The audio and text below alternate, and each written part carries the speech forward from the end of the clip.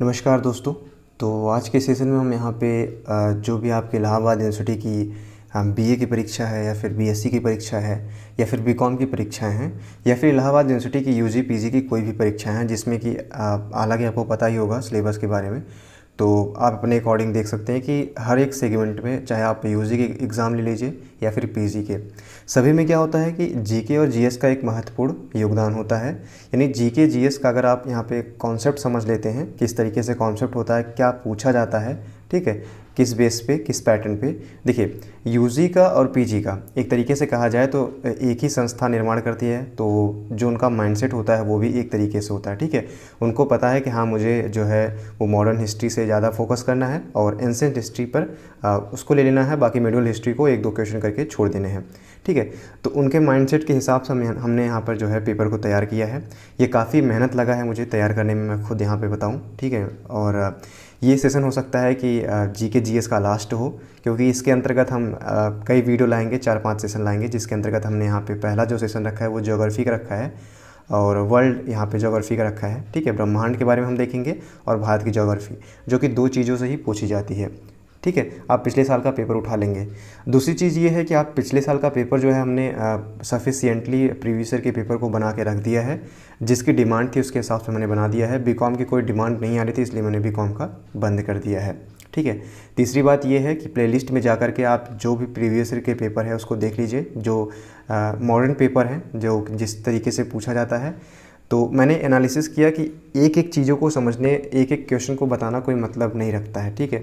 अगर हमारा concept develop रहेगा, अगर हमें कॉन्सेप्ट पता है कि हाँ यही चीज़ें पूछी जाएंगी और इसके बाहर नहीं पूछी जाने वाली है, तो डेफिनेटली ये चीज़ें बहुत ज़्यादा बेनिफिशियल होती है हमारे एग्ज़ाम के पॉइंट ऑफ व्यू से, ठीक है। And the second thing is कि आपको इसके बियॉन्ड मैं डेफिनेटली मैं कहूँगा कि 100% इसके बियॉन्ड बिल्कुल नहीं पूछा जाएगा। एट द लास्ट में एक सेशन में रखूँगा करंट अफेयर्स के लिए, ठीक है। ये कंप्लीट सेशन रहेगा। हालांकि इसमें बीए एग्ज़ाम के लिए जो स्टूडेंट है उनके लिए काफ़ी ये ज़्यादा लाभदायक रहेगा, क्योंकि इसमें ज्योग्राफी और हिस्ट्री और पॉलिटी और साथ ही साथ में इकॉनमी और नागरिक शास्त्र यानी सिविक्स के सभी क्वेश्चन जो है शामिल किए गए हैं, ठीक है। अलग अलग सेशन में हम देखेंगे, अभी तो सिर्फ ज्योग्राफी देख रहे हैं इसमें। तो इस तरीके से अगर देखा जाए कि अगर आपका जीके जीएस ज़्यादा पोर्शन है तो आप डेफिनेटली आपके लिए ज़्यादा बेनिफिट रहेगा, अगर कम पोर्शन है तब भी आपके लिए बेनिफिट तो है ही, ठीक है। तो मैं रिकमेंड करूँगा कि एट द लास्ट तक देखिएगा।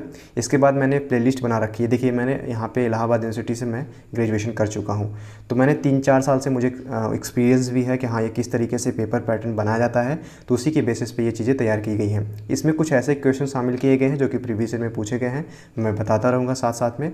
और कुछ क्वेश्चन जो है वो आपको कॉन्सेप्ट को डेवलप करने के लिए यहाँ पे हमने शामिल किए हैं, ठीक है, कि जो आपका कॉन्सेप्ट है वो डेवलप रहे, क्योंकि ज्ञान जो होता है वो बेकार तो जाएगा नहीं, आगे ध्यान ही देंगे।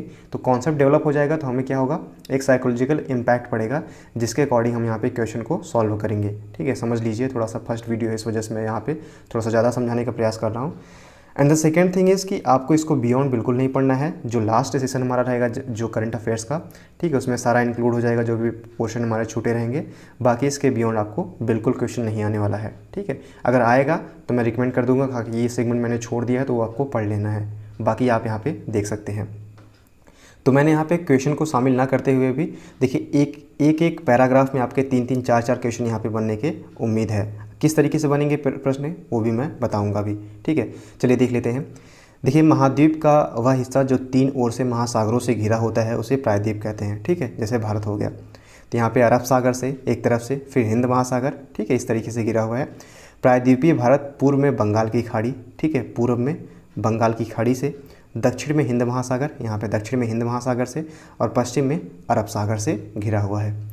यह चट्टानों का समतल उठा हुआ गोंडवाना लैंड का भाग है। हमारा भारत जो है ये, अब देखिए एक क्वेश्चन यहाँ पे पूछा जा सकता है कि भारत किसका भाग है, तो वो गोंडवाना लैंड का भाग है। इसी तरीके से अगला प्रश्न पूछा जा सकता है कि भारतीय प्रायद्वीप के उत्तर पश्चिम सिरे पर, ठीक है, उत्तरी पश्चिमी मतलब इस तरफ जो है यहाँ पर क्या होती है, अरावली पहाड़ियाँ स्थित हैं। इसके उत्तर पूर्वी मतलब इस साइड में आपको यहाँ पे राजमहल की पहाड़ियाँ, और दक्षिण में इसका विस्तार कन्याकुमारी तक है, ठीक है। यहाँ पे 3 क्वेश्चन डेवलप हो गए हैं आपके पॉइंट ऑफ व्यू से, जो कि एग्ज़ाम में यही पैटर्न होता है पूछे जाने का, ठीक है। अगला देखते हैं। देखिए, मेघालय में शिलोंग पठार भी प्रायद्वीपीय भारत के पठार का ही उत्तर पूर्वी विस्तार है। जो मेघालय है हमारा राज्य, उसमें जो शिलोंग पठार है, ठीक है, ये प्रायद्वीपीय भारत के पठार का ही एक उत्तर पूर्वी विस्तार है। अगला हमारा क्वेश्चन जो है, सतपुड़ा पहाड़ी के उत्तर में, जो सतपुड़ा पहाड़ी है उसके उत्तर में जो है वो नर्मदा नदी की भ्रंश घाटी और दक्षिण में नदी तापी नदी की भ्रंश घाटी है। ठीक है, तो यहाँ पे क्वेश्चन जो डेवलप किया जा सकता है वो सतपुड़ा के उत्तर में क्या है, नर्मदा नदी है, नर्मदा नदी भ्रंश घाटी है, और दक्षिण में तापी नदी भ्रंश घाटी है। तो क्वेश्चन का जो पूछे जाने का वो अपने तरीके से पूछ सकते हैं, लेकिन हमारा यहाँ पे जो मेन मोटिव है वो हमने यहाँ पे पठार देख रहे हैं, ठीक है, पर्वत और पठार देख रहे हैं, तो जो भी इनसे क्वेश्चन बन सकते हैं उनको मैंने यहाँ पे इंक्लूड किया है। तो सतपुड़ा पहाड़ी के उत्तर में क्या है, नर्मदा घाटी भ्रंश घाटी है, और दक्षिण में तापी नदी भ्रंश घाटी। ठीक है, कॉन्सेप्ट के साथ साथ में क्वेश्चन को भी यहाँ पे हम समझने का प्रयास कर रहे हैं। तापी नदी के मुहावने से लेकर पश्चिमी तट के साथ साथ केरल की कार्डमम पहाड़ी तक पश्चिमी घाट पर्वत का विस्तार है। देखिए, जो पश्चिमी घाट पर्वत श्रेणी है, ये जो पश्चिमी घाट है, इसके अंतर्गत कौन कौन से क्षेत्र आते हैं, तो केरल की कार्डमम पहाड़ी और पश्चिमी घाट पर्वत का विस्तार है। तो तापी नदी के मुहाने से लेकर, यहाँ पे तापी नदी हमने देखा था ना दक्षिणी में, तो तापी नदी के मुहाने से लेकर के केरल में जो कार्डमम पहाड़ी है पश्चिमी घाट तक यहाँ पर इसका विस्तार है। ठीक है, तो दूसरी क्या देख लिया हमने, केरल में क्या है, कार्डमम पहाड़ी है। ठीक है, क्वेश्चन यहाँ पे से भी डेवलप किए जा सकते हैं। अगला प्रश्न है, पूर्वी तट के साथ साथ पूर्वी घाट पर्वत का विस्तार है। पूर्वी तट के साथ साथ पूर्वी घाट पर्वत का भी विस्तार है, यानी इस तरफ की बात करेंगे। ठीक है, एक एक सेगमेंट देखेंगे। पूर्वी घाट और पश्चिमी घाट की पर्वत श्रेणियाँ दक्षिण भारत में आपस में मिल जाती हैं। तो ये जो पूर्वी घाट है और जो पश्चिमी घाट है, इनकी जो श्रेणियाँ हैं वो दक्षिण में जाकर आपस में क्या हो जाती हैं, मिल जाती हैं।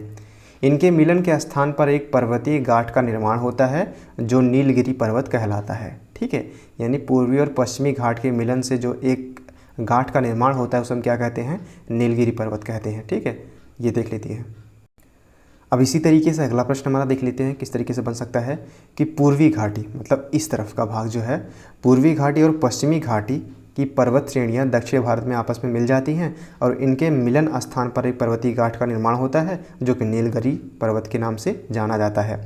अब पश्चिमी घाट नीलगिरी पर्वत के दक्षिण तक विस्तृत है। जो पश्चिमी घाट है वो कहाँ तक विस्तृत है, वो नीलगिरी के दक्षिण तक विस्तृत है, और नीलगिरी पर्वत के दक्षिण में पश्चिमी घाट पर्वत अन्नामलाई पहाड़ियाँ और कार्डमम पहाड़ियाँ कहलाता है। ठीक है, फिर समझने का प्रयास करते हैं कि जो नीलगिरी पर्वत है, तो नीलगिरी पर्वत के दक्षिण में पश्चिमी घाट पर्वत अन्नामलाई पहाड़ी और कार्डमम पहाड़ियाँ कहलाती हैं। ठीक है, तो जो नीलगिरी पर्वत है इसके दक्षिण में जो है पश्चिमी घाट पर्वत अन्नामलाई पहाड़ियाँ होती हैं और कार्डमम पहाड़ियाँ कहलाता है। जो यहाँ पे पहाड़ियाँ होती हैं उन्हें हम क्या कहते हैं, एक अन्नामलाई और दूसरी कार्डमम। कार्डमम कहाँ है, हमने देखा केरल में। ठीक है, इसी तरीके से अगला है, नीलगिरी पर्वत का विस्तार 3 राज्यों में तमिलनाडु, केरल और कर्नाटक में है। तो एक क्वेश्चन यहाँ से आपका डेवलप हो जाता है कि नीलगिरी का विस्तार कहाँ से है, तो ये तमिलनाडु, केरल और कर्नाटक में है। ठीक है, इस तरीके से देख सकते हैं। अब इसी तरीके से अगला प्रश्न देख लेते हैं कि प्रायद्वीपीय भारत के पठार के अंतर्गत आने वाली संरचना। देखिए, अरावली पर्वत। अब अरावली पर्वत से जितने भी प्रश्न पूछे जा सकते हैं। ठीक है, हमने क्या शामिल किया है, पर्वत पठार, और पर्वत हो गया और पठार हो गया। ठीक है, 2 चीज़ें अभी लेके चल रहे हैं। तो अरावली पर्वत क्या है, सबसे पहली बात कि पूछा गया है, जो कि पिछले साल भी पूछा गया है कि विश्व का सबसे प्राचीनतम वलित पर्वत कौन सा है, तो आपको याद रखना है अरावली पर्वत जो है वो विश्व का सबसे प्राचीनतम वलित पर्वत है।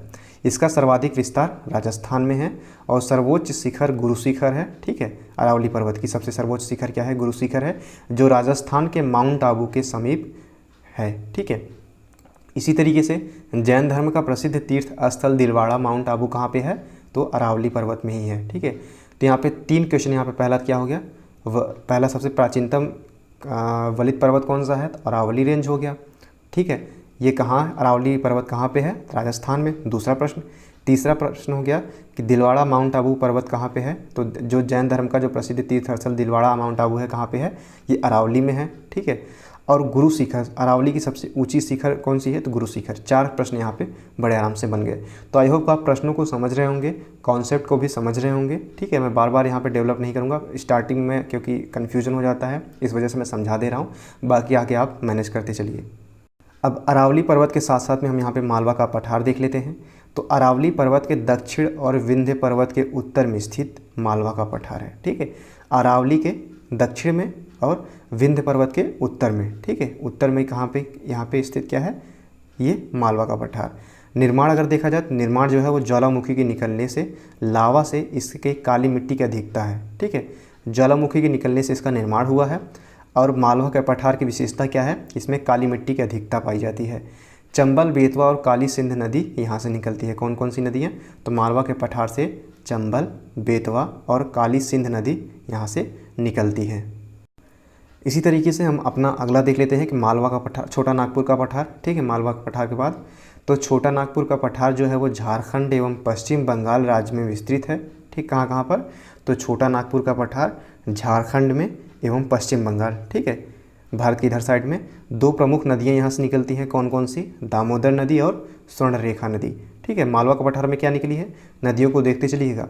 छोटा नागपुर पठार क्या है कि झारखंड एवं पश्चिम बंगाल राज्य में विस्तृत है और 2 प्रमुख नदियाँ निकलती हैं। कौन कौन सी नदियाँ, दामोदर नदी और स्वर्णरेखा नदी। इसी तरीके से अगला प्रश्न है कि दामोदर नदी इस पठार के बीचों बीच अपनी भ्रंश घाटी का निर्माण करती है। जो दामोदर नदी है इस पठार के बीचों बीच क्या करती है, भ्रंश घाटी का निर्माण करती है। और छोटा नागपुर का पठार भारत में खनिज संपदा की दृष्टि से सबसे समृद्ध पठार है, इसलिए इसे भारत का रूर प्रदेश कहते हैं। तो भारत का रूर प्रदेश किसे कहते हैं, छोटा नागपुर पठार को। यहाँ से लोहा, कोयला, यूरेनियम आदि खनिज प्राप्त होते हैं। ठीक है, तो पहला क्वेश्चन क्या हुआ कि छोटा नागपुर पठार कहाँ पे है, तो पश्चिम बंगाल और झारखंड तक इसका विस्तार है।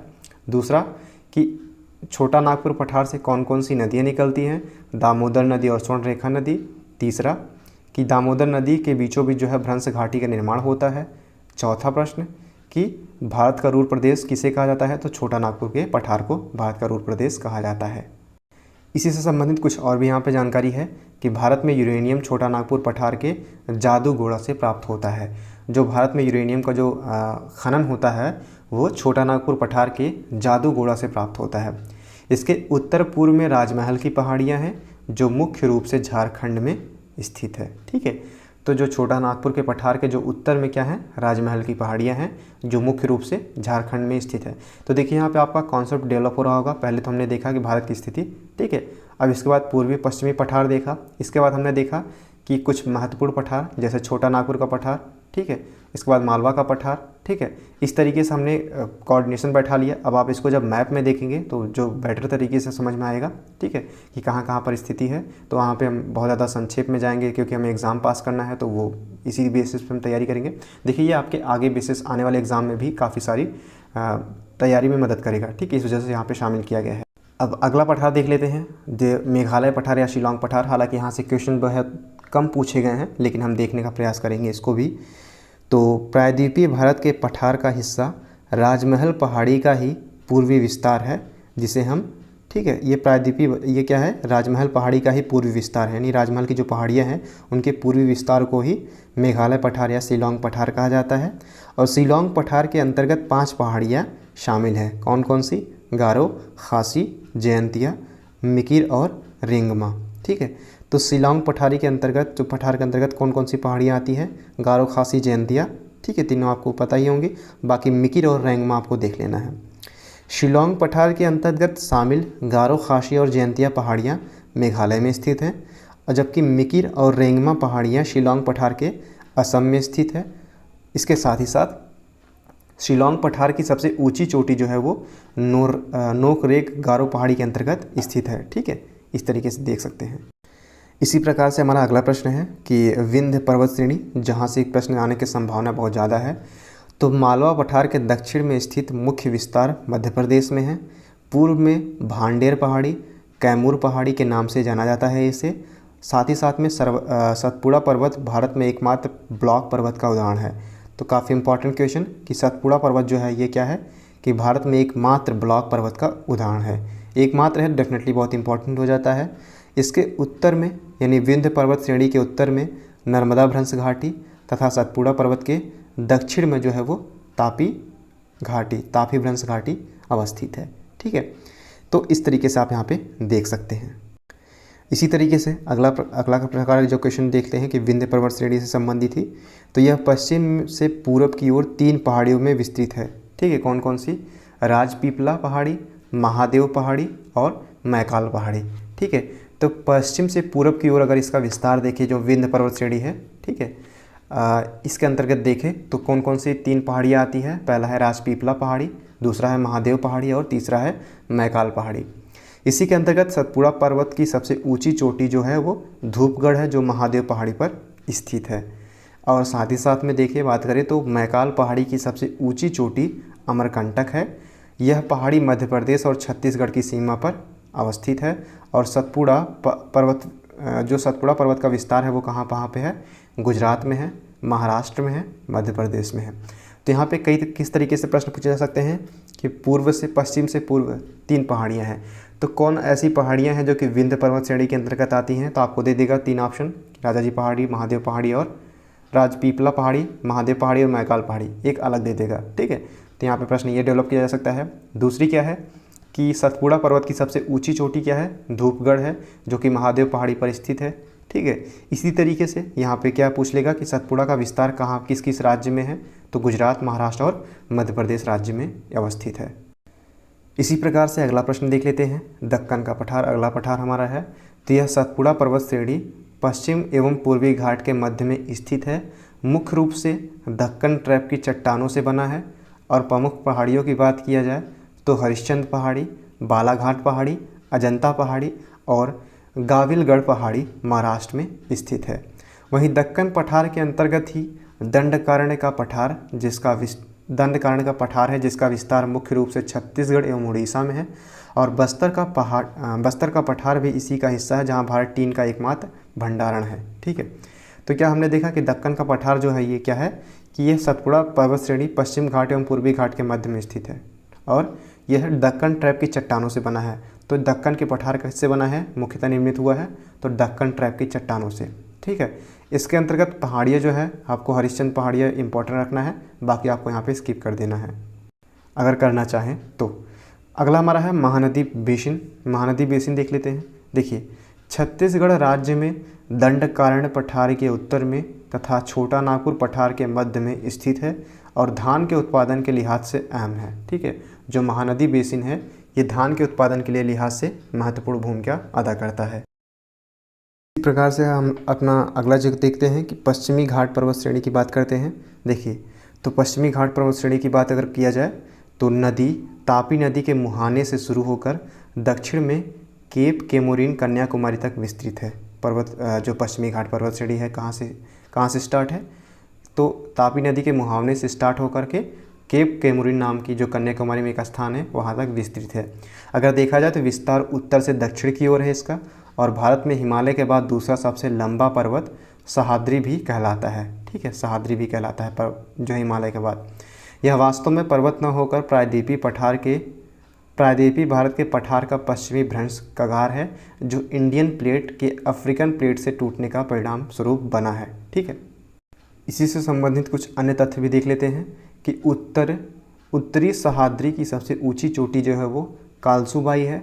और दक्षिण भारत में पश्चिम घाट पर्वत और पूर्वी घाट पर्वत एक दूसरे से मिलकर एक पर्वतीय घाट का निर्माण करते हैं और इस पर्वतीय घाट को नीलगिरी पर्वत कहते हैं, ठीक है। हमने जो देखा था कि पश्चिम से और पूर्व से। अब नीलगिरी पर्वत की सबसे ऊंची चोटी जो है वो डोडा बेटा है। काफ़ी इंपॉर्टेंट है कि नीलगिरी पर्वत श्रेणी की सबसे ऊंची चोटी कौन सी है, डोडा बेटा। और इसका विस्तार कहाँ से कहाँ तक है, तो तमिलनाडु, केरल तथा कर्नाटक राज्यों में इसका विस्तार है। डोडा बेटा दक्षिण भारत का दूसरा सबसे ऊंचा शिखर है, ठीक है। आपको कमेंट बॉक्स में बताना है कि दक्षिण भारत का सबसे पहला ऊंचा सबसे शिखर कौन सा है, वो आपको कमेंट बॉक्स में बताना है। दूसरा कौन सा है, तो डोडा बेटा है, ठीक है। इसी से संबंधित कुछ अन्य तथ्यों को भी यहाँ पे देख लेते हैं। तो केरल का प्रसिद्ध सदाबहार वन साइलेंट वैली अथवा शांत घाटी नीलगिरी पहाड़ियों पर स्थित है, ठीक है। तो जो केरल का प्रसिद्ध सदाबहार वन जो साइलेंट वैली जिस नाम से जानते हैं या फिर शांत घाटी नीलगिरी पहाड़ियों पर स्थित है, नीलगिरी पहाड़ियों पर स्थित है। शांत घाटी जो है वो नीलगिरी पहाड़ियों पर स्थित है। देखिए नीलगिरी के दक्षिण में एक पर्वतीय दर्रा पालघाट दर्रा है, जिसके जरिए केरल एवं तमिलनाडु की सड़कों एवं रेल मार्ग को जोड़ा जाता है, ठीक है। तो ये काफ़ी हाई लेवल का है, तो आप अगर याद रखना चाहें तो इम्पोर्टेंट कह सकते हैं इसको कि जो एक पर्वतीय दर्रा पालघाट दर्रा है ये क्या करता है, ये केरल एवं तमिलनाडु को सड़क एवं रेल मार्ग से जोड़ता है, ठीक है, पालघाट। अगला जो है दर्रा ये थालघाट दर्रा है, ये पश्चिम घाट पर महाराष्ट्र में स्थित मुंबई से नागपुर को जोड़ता है, थालघाट दर्रा। अगला है भोरघाट दर्रा, जो कि महाराष्ट्र में ही स्थित है, जो कि मुंबई को पुणे से जोड़ता है और यहाँ पे नेशनल हाईवे 4 इसी दर्रे से होकर गुजरता है। ठीक है, तो यहाँ पे भोरघाट और थालघाट आपके हिसाब से इम्पॉर्टेंट हो सकता है, हालांकि भोरघाट से पूछा गया है। ठीक है, इस वजह से यहाँ पे शामिल भी किया गया है, तो इसको भी आप यहाँ पे देख लीजिएगा।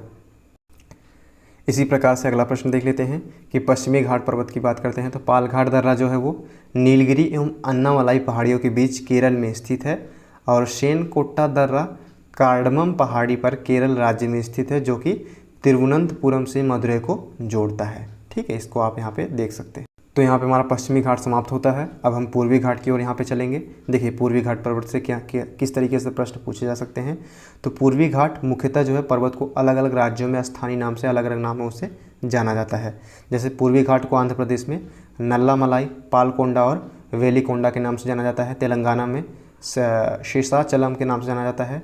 तमिलनाडु में जवादी, शेवाराय, पंचमलाई और सिरुमलाई के नाम से जाना जाता है। ठीक है, तो यहाँ पे पठार और मैदान पठार हमारे समाप्त होते हैं। अब हम देखेंगे भारत के कुछ प्रमुख मैदानों के बारे में। ठीक है, तो मैदान से संबंधित क्या प्रश्न पूछे जाते हैं और क्या पूछे गए हैं उनको एक बार देखने का प्रयास करते हैं। देखिए अगर मुख्यतः बात किया जाए तो भारत जो है भारतीय मैदान को 3 भागों में विभाजित किया गया है। कौन कौन से भाग?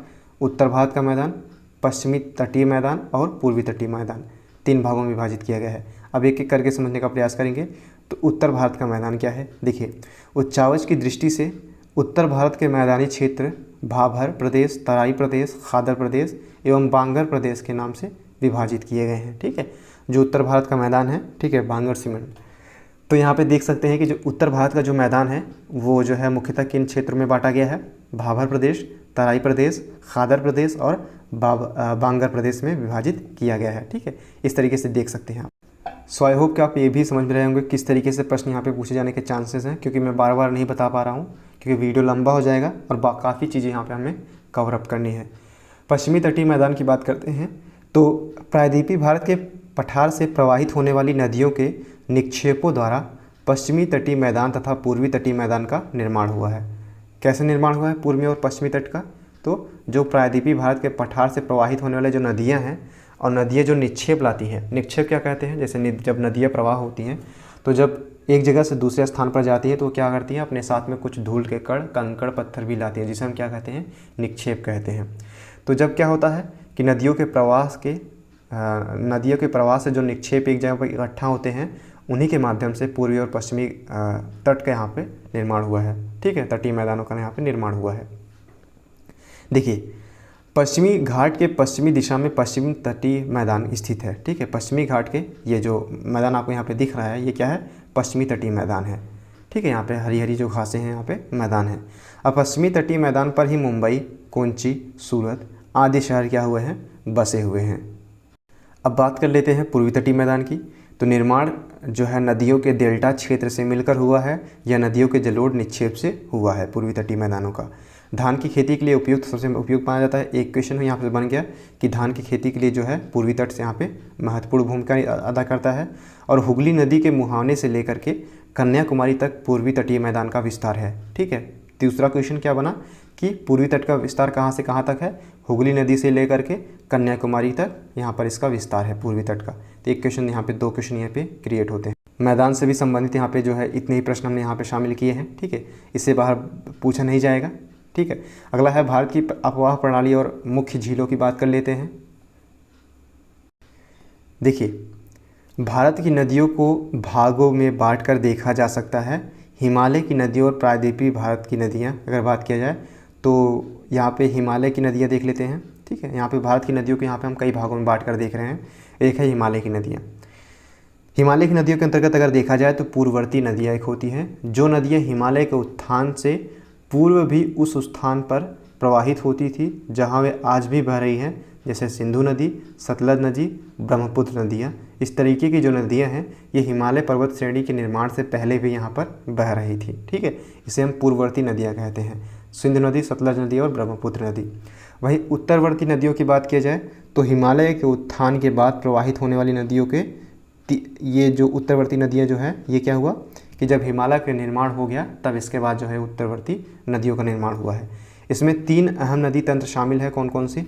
सिंधु नदी तंत्र, गंगा नदी तंत्र और ब्रह्मपुत्र नदी तंत्र यहाँ पे देख देंगे। इसी के अंतर्गत बात करते हैं तो हिमालय की नदियों देखें तो सिंधु नदी तंत्र के अंतर्गत सिंधु नदी तंत्र की मुख्य नदी है सिंधु नदी, और तिब्बत के मानसरोवर झील के निकट चेमायुंगडुंग से उद्गम होता है इसका। ठीक है, पहली 2 क्वेश्चन यहाँ पे निकलते हैं कि सिंधु नदी जो है कहाँ से निकलती है, तो तिब्बत के मानसरोवर झील से निकलती है, पहला क्वेश्चन। और किस जगह से निकलती है, तो चेमायुंगडुंग स्थान से उसका उद्गम होता है। ठीक है, 2 प्रश्न यहाँ पे बन गए।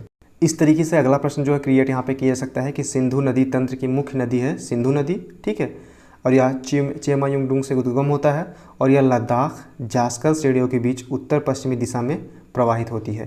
तो यह कहाँ पर प्रवाहित होती है, जो सिंधु नदी है, तो ये लद्दाख में, ठीक है, जम्मू कश्मीर में लद्दाख और जास्कर श्रेणियों के बीच में उत्तर पश्चिमी दिशा में प्रवाहित होती है। ठीक है, इसी नदी तंत्र के अंतर्गत यहाँ पे हम देख लेते हैं हिमालय जो गंगा नदी तंत्र है। ठीक है, सिंधु नदी तंत्र इतना ही था। गंगा नदी तंत्र देख लेते हैं कि भारत की सबसे बड़ी नदी तंत्र है। पहली बात, यहाँ पे सबसे बड़ी नदी तंत्र कौन सी है, तो गंगा नदी तंत्र, पहला क्वेश्चन। दूसरा है गंगा नदी तंत्र सबसे बड़ा जलग्रहण क्षेत्र गंगा नदी का है। सबसे बड़ा जलग्रहण मतलब सबसे ज़्यादा जलग्रहण कौन करती है नदी, तो यहाँ पे गंगा नदी तंत्र। 2 क्वेश्चन यहाँ पे हो गए। अगला देख लेते हैं, उत्तराखंड में 2 नदियों के संयुक्त धाराओं से भागीरथी और अलकनंदा के मिलने से गंगा नदी का निर्माण होता है। तो उत्तराखंड में ऐसी कौन सी 2 नदियां हैं जिनके मिलने से गंगा का निर्माण होता है, तो यहाँ पर कौन कौन सी नदियां हैं, तो उत्तराखंड में 2 नदियां हैं जिनके धाराएं कौन कौन सी हैं, भागीरथी और अलकनंदा। तो भागीरथी और अलकनंदा के मिलने से ही क्या होता है, गंगा नदी तंत्र का निर्माण होता है, गंगा नदी का निर्माण होता है। तो यहाँ पर एक प्रश्न ये हो गया। इस प्रकार से हमारा जो है ये गंगा नदी तंत्र भी समाप्त होता है। अगला है हमारा हिमालय नदी के तंत्र के अंतर्गत ही ब्रह्मपुत्र नदी। ठीक है, पहले हमने देखा सिंधु, फिर गंगा, अब ब्रह्मपुत्र। तो यह 3 देशों से, पहला है चीन, दूसरा है भारत और बांग्लादेश से होकर गुजरती है। तो जो है पहला प्रश्न ये हो गया। देखिए, प्रश्न इसी तरीके से पूछे जाते हैं। जब आप प्रीवियस ईयर के पेपर उठाकर देखेंगे तो एक एक प्रश्न में जो है एक लाइन में यहाँ पे 3 प्रश्न छुपे हुए हैं। ठीक है, तो उसको जब वहाँ पे देखेंगे, क्योंकि उसमें पढ़ाने का कोई मतलब नहीं है, क्योंकि वहाँ पे कॉन्सेप्ट भी डेवलप नहीं होता है और समझने पर वो समझ में भी नहीं आती है। तो इस वजह से मैंने ये इनिशिएटिव स्टार्ट किया है। देखिए, ब्रह्मपुत्र नदी को अरुणाचल प्रदेश में दिहांग, पहला क्वेश्चन, बांग्लादेश में जमुना के नाम से जाना जाता है। जो ब्रह्मपुत्र नदी है इसे क्या होता है, अरुणाचल प्रदेश में दिहांग के नाम से जानते हैं और बांग्लादेश में जमुना नदी के नाम से जानते हैं, और इसे चीन में किस नाम से जानते हैं ये आपको बताना है। ठीक है, ब्रह्मपुत्र नदी तिब्बत के पठार के स्थित मानसरोवर झील से निकलती है। यहाँ पे अगला प्रश्न यहाँ पे मिल जाता है कि ब्रह्मपुत्र नदी का उद्गम क्षेत्र कौन सा है, तो चीन के जो तिब्बत का पठार है, यहाँ पे मानसरोवर झील है जहाँ से सिंधु नदी भी निकली थी, यहीं से निकलती है और हिमालय के साथ साथ पूर्व की ओर बहती है और ये नामचा बरवा चोटी के समीप दक्षिण की तरफ मुड़कर अरुणाचल प्रदेश में प्रवेश करते हुए बंगाल की खाड़ी में गिर जाती है। ठीक है, इस तरीके से यहाँ पे देख सकते हैं आप। इसी प्रकार से हमारा अगला प्रश्न है कि प्रायद्वीपीय भारत की नदियों के अंतर्गत देखते हैं। तो यहाँ पे हमारा सिंधु नदी तंत्र, गंगा नदी तंत्र, ब्रह्मपुत्र नदी तंत्र समाप्त होता है। अब देखते हैं प्रायद्वीपीय भारत की नदियाँ। देखिए, अरब सागर में गिरने वाली दक्षिण भारत या प्रायद्वीपीय भारत की नदियों के अंतर्गत अगर देखा जाए तो उत्तर से दक्षिण की ओर इनका क्रम इस तरीके से है। पहला है लूनी नदी, दूसरा है साबरमती, इसके नीचे है माही नदी, इसके नीचे है नर्मदा नदी, इसके नीचे तापी, मांडवी, जुआरी, सारावती, गंगावेली, पेरियार और भारत पूजो। प्रायद्वीपीय भारत की 4 नदियाँ खंभात की खाड़ी में अपना जल गिराती है, साबरमती, माही, नर्मदा और तापी। ठीक है, तो ये 4 नदियाँ हैं जो कि खंभात की खाड़ी में अपना जल गिराती है। कौन कौन सी, साबरमती, माही और नर्मदा और तापी। ठीक है, इस तरीके से आप यहाँ पे देख सकते हैं। अब बात करते हैं भारत की प्रमुख झीलों की। देखिए, भारत की सबसे बड़ी झील जो है वो चिल्का झील है। पहला क्वेश्चन कि भारत की सबसे बड़ी झील कौन सी है, चिल्का झील। यह एक लैगून झील है। दूसरा प्रश्न, ठीक है, चिल्का झील किस प्रकार की झील है, तो यह लैगून झील है जिसके कारण इसका जल क्या होता है, खारा होता है। ठीक है, 2 क्वेश्चन यहाँ पे हमने देख लिए। अब केरल की अष्टमुडी एवं वेम्बनाड एवं आंध्र प्रदेश की कोलेरू एवं पुलिकट अन्य लैगून झीलें हैं। कौन कौन सी, केरल की अष्टमुडी और वेम्बनाड, आंध्र प्रदेश की कोलेरू और पुलिकट, ये अन्य लैगून झीलें अगर बात किया जाए। वहीं अगर देखा जाए तो पुलिकट झील भारत की दूसरी सबसे बड़ी खारे पानी की झील है। ठीक है, तो पुलिकट झील जो है वो भारत की दूसरी सबसे खारे पानी की झील है। पहली कौन सी है ये आपको बताना है कमेंट बॉक्स के माध्यम से। तो मैंने 2 प्रश्न आपको पूछे हैं, आई होप कि आपको डेफिनेटली उसका आंसर देंगे। वीडियो को पॉज कीजिए, तुरंत कमेंट बॉक्स में जाइए, कमेंट कीजिए, ठीक है। मैं आपको पिन भी करूँगा आपके आंसर को। अगला देख लीजिए, यही श्रीहरिकोटा द्वीप स्थित है जिस पर इसरो द्वारा स्थापित सतीश धवन अंतरिक्ष केंद्र यहाँ पे, जो कि चंद्रयान 2 यहीं से जो है उड़ाया गया था, प्रक्षेप किया गया था। तो यहाँ पे क्या बताया गया है कि पुलिकट झील भारत की दूसरी सबसे बड़ी खारे पानी की झील है और यही जो है श्रीहरिकोटा द्वीप स्थित है जिस पर इसरो द्वारा स्थापित सतीश धवन अंतरिक्ष केंद्र यहाँ पे स्थापित किया गया है। बात की जाए भारत की प्रमुख झीलों की, तो देखिए राजस्थान की अधिकतर झीलें लवड़ी हैं जिनका निर्माण जो है वो पवनों के द्वारा होता है। देखिए लोनार झील ज्वालामुखी क्रियाओं के द्वारा निर्मित झील है। यह एक क्रेटर झील है।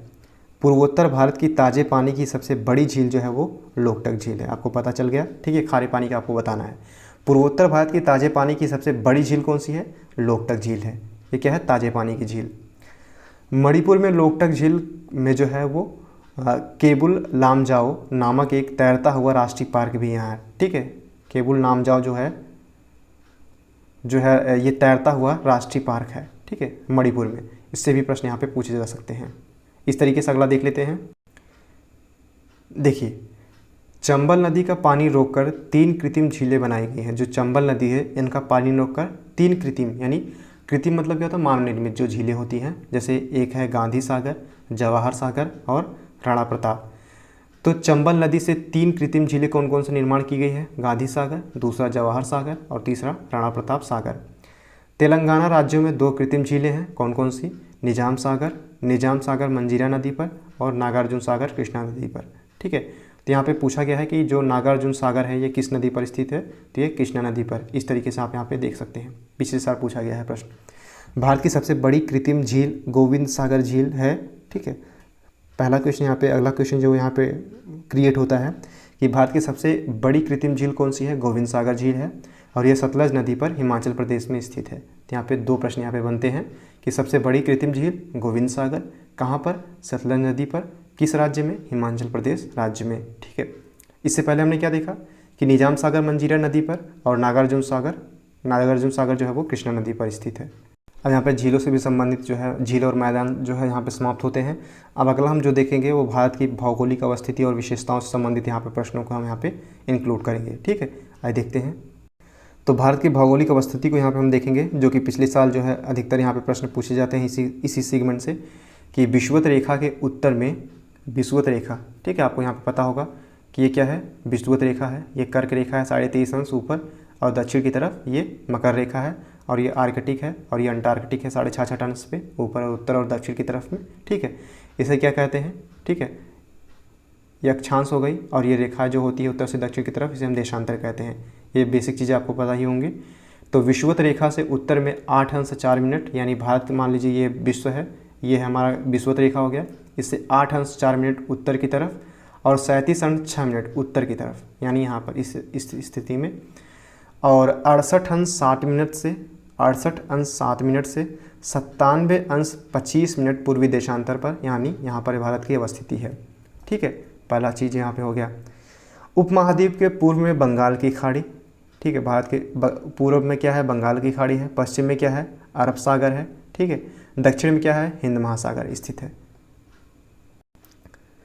अगला प्रश्न है कि क्षेत्रफल की दृष्टि से रूस, कनाडा, चीन, अमेरिका, ब्राज़ील एवं ऑस्ट्रेलिया के बाद भारत 7वें स्थान पर आता है, जबकि जनसंख्या की दृष्टि से देखा जाए तो चीन के बाद दूसरे स्थान पे है। ये 2011 की जनगणना के अनुसार है।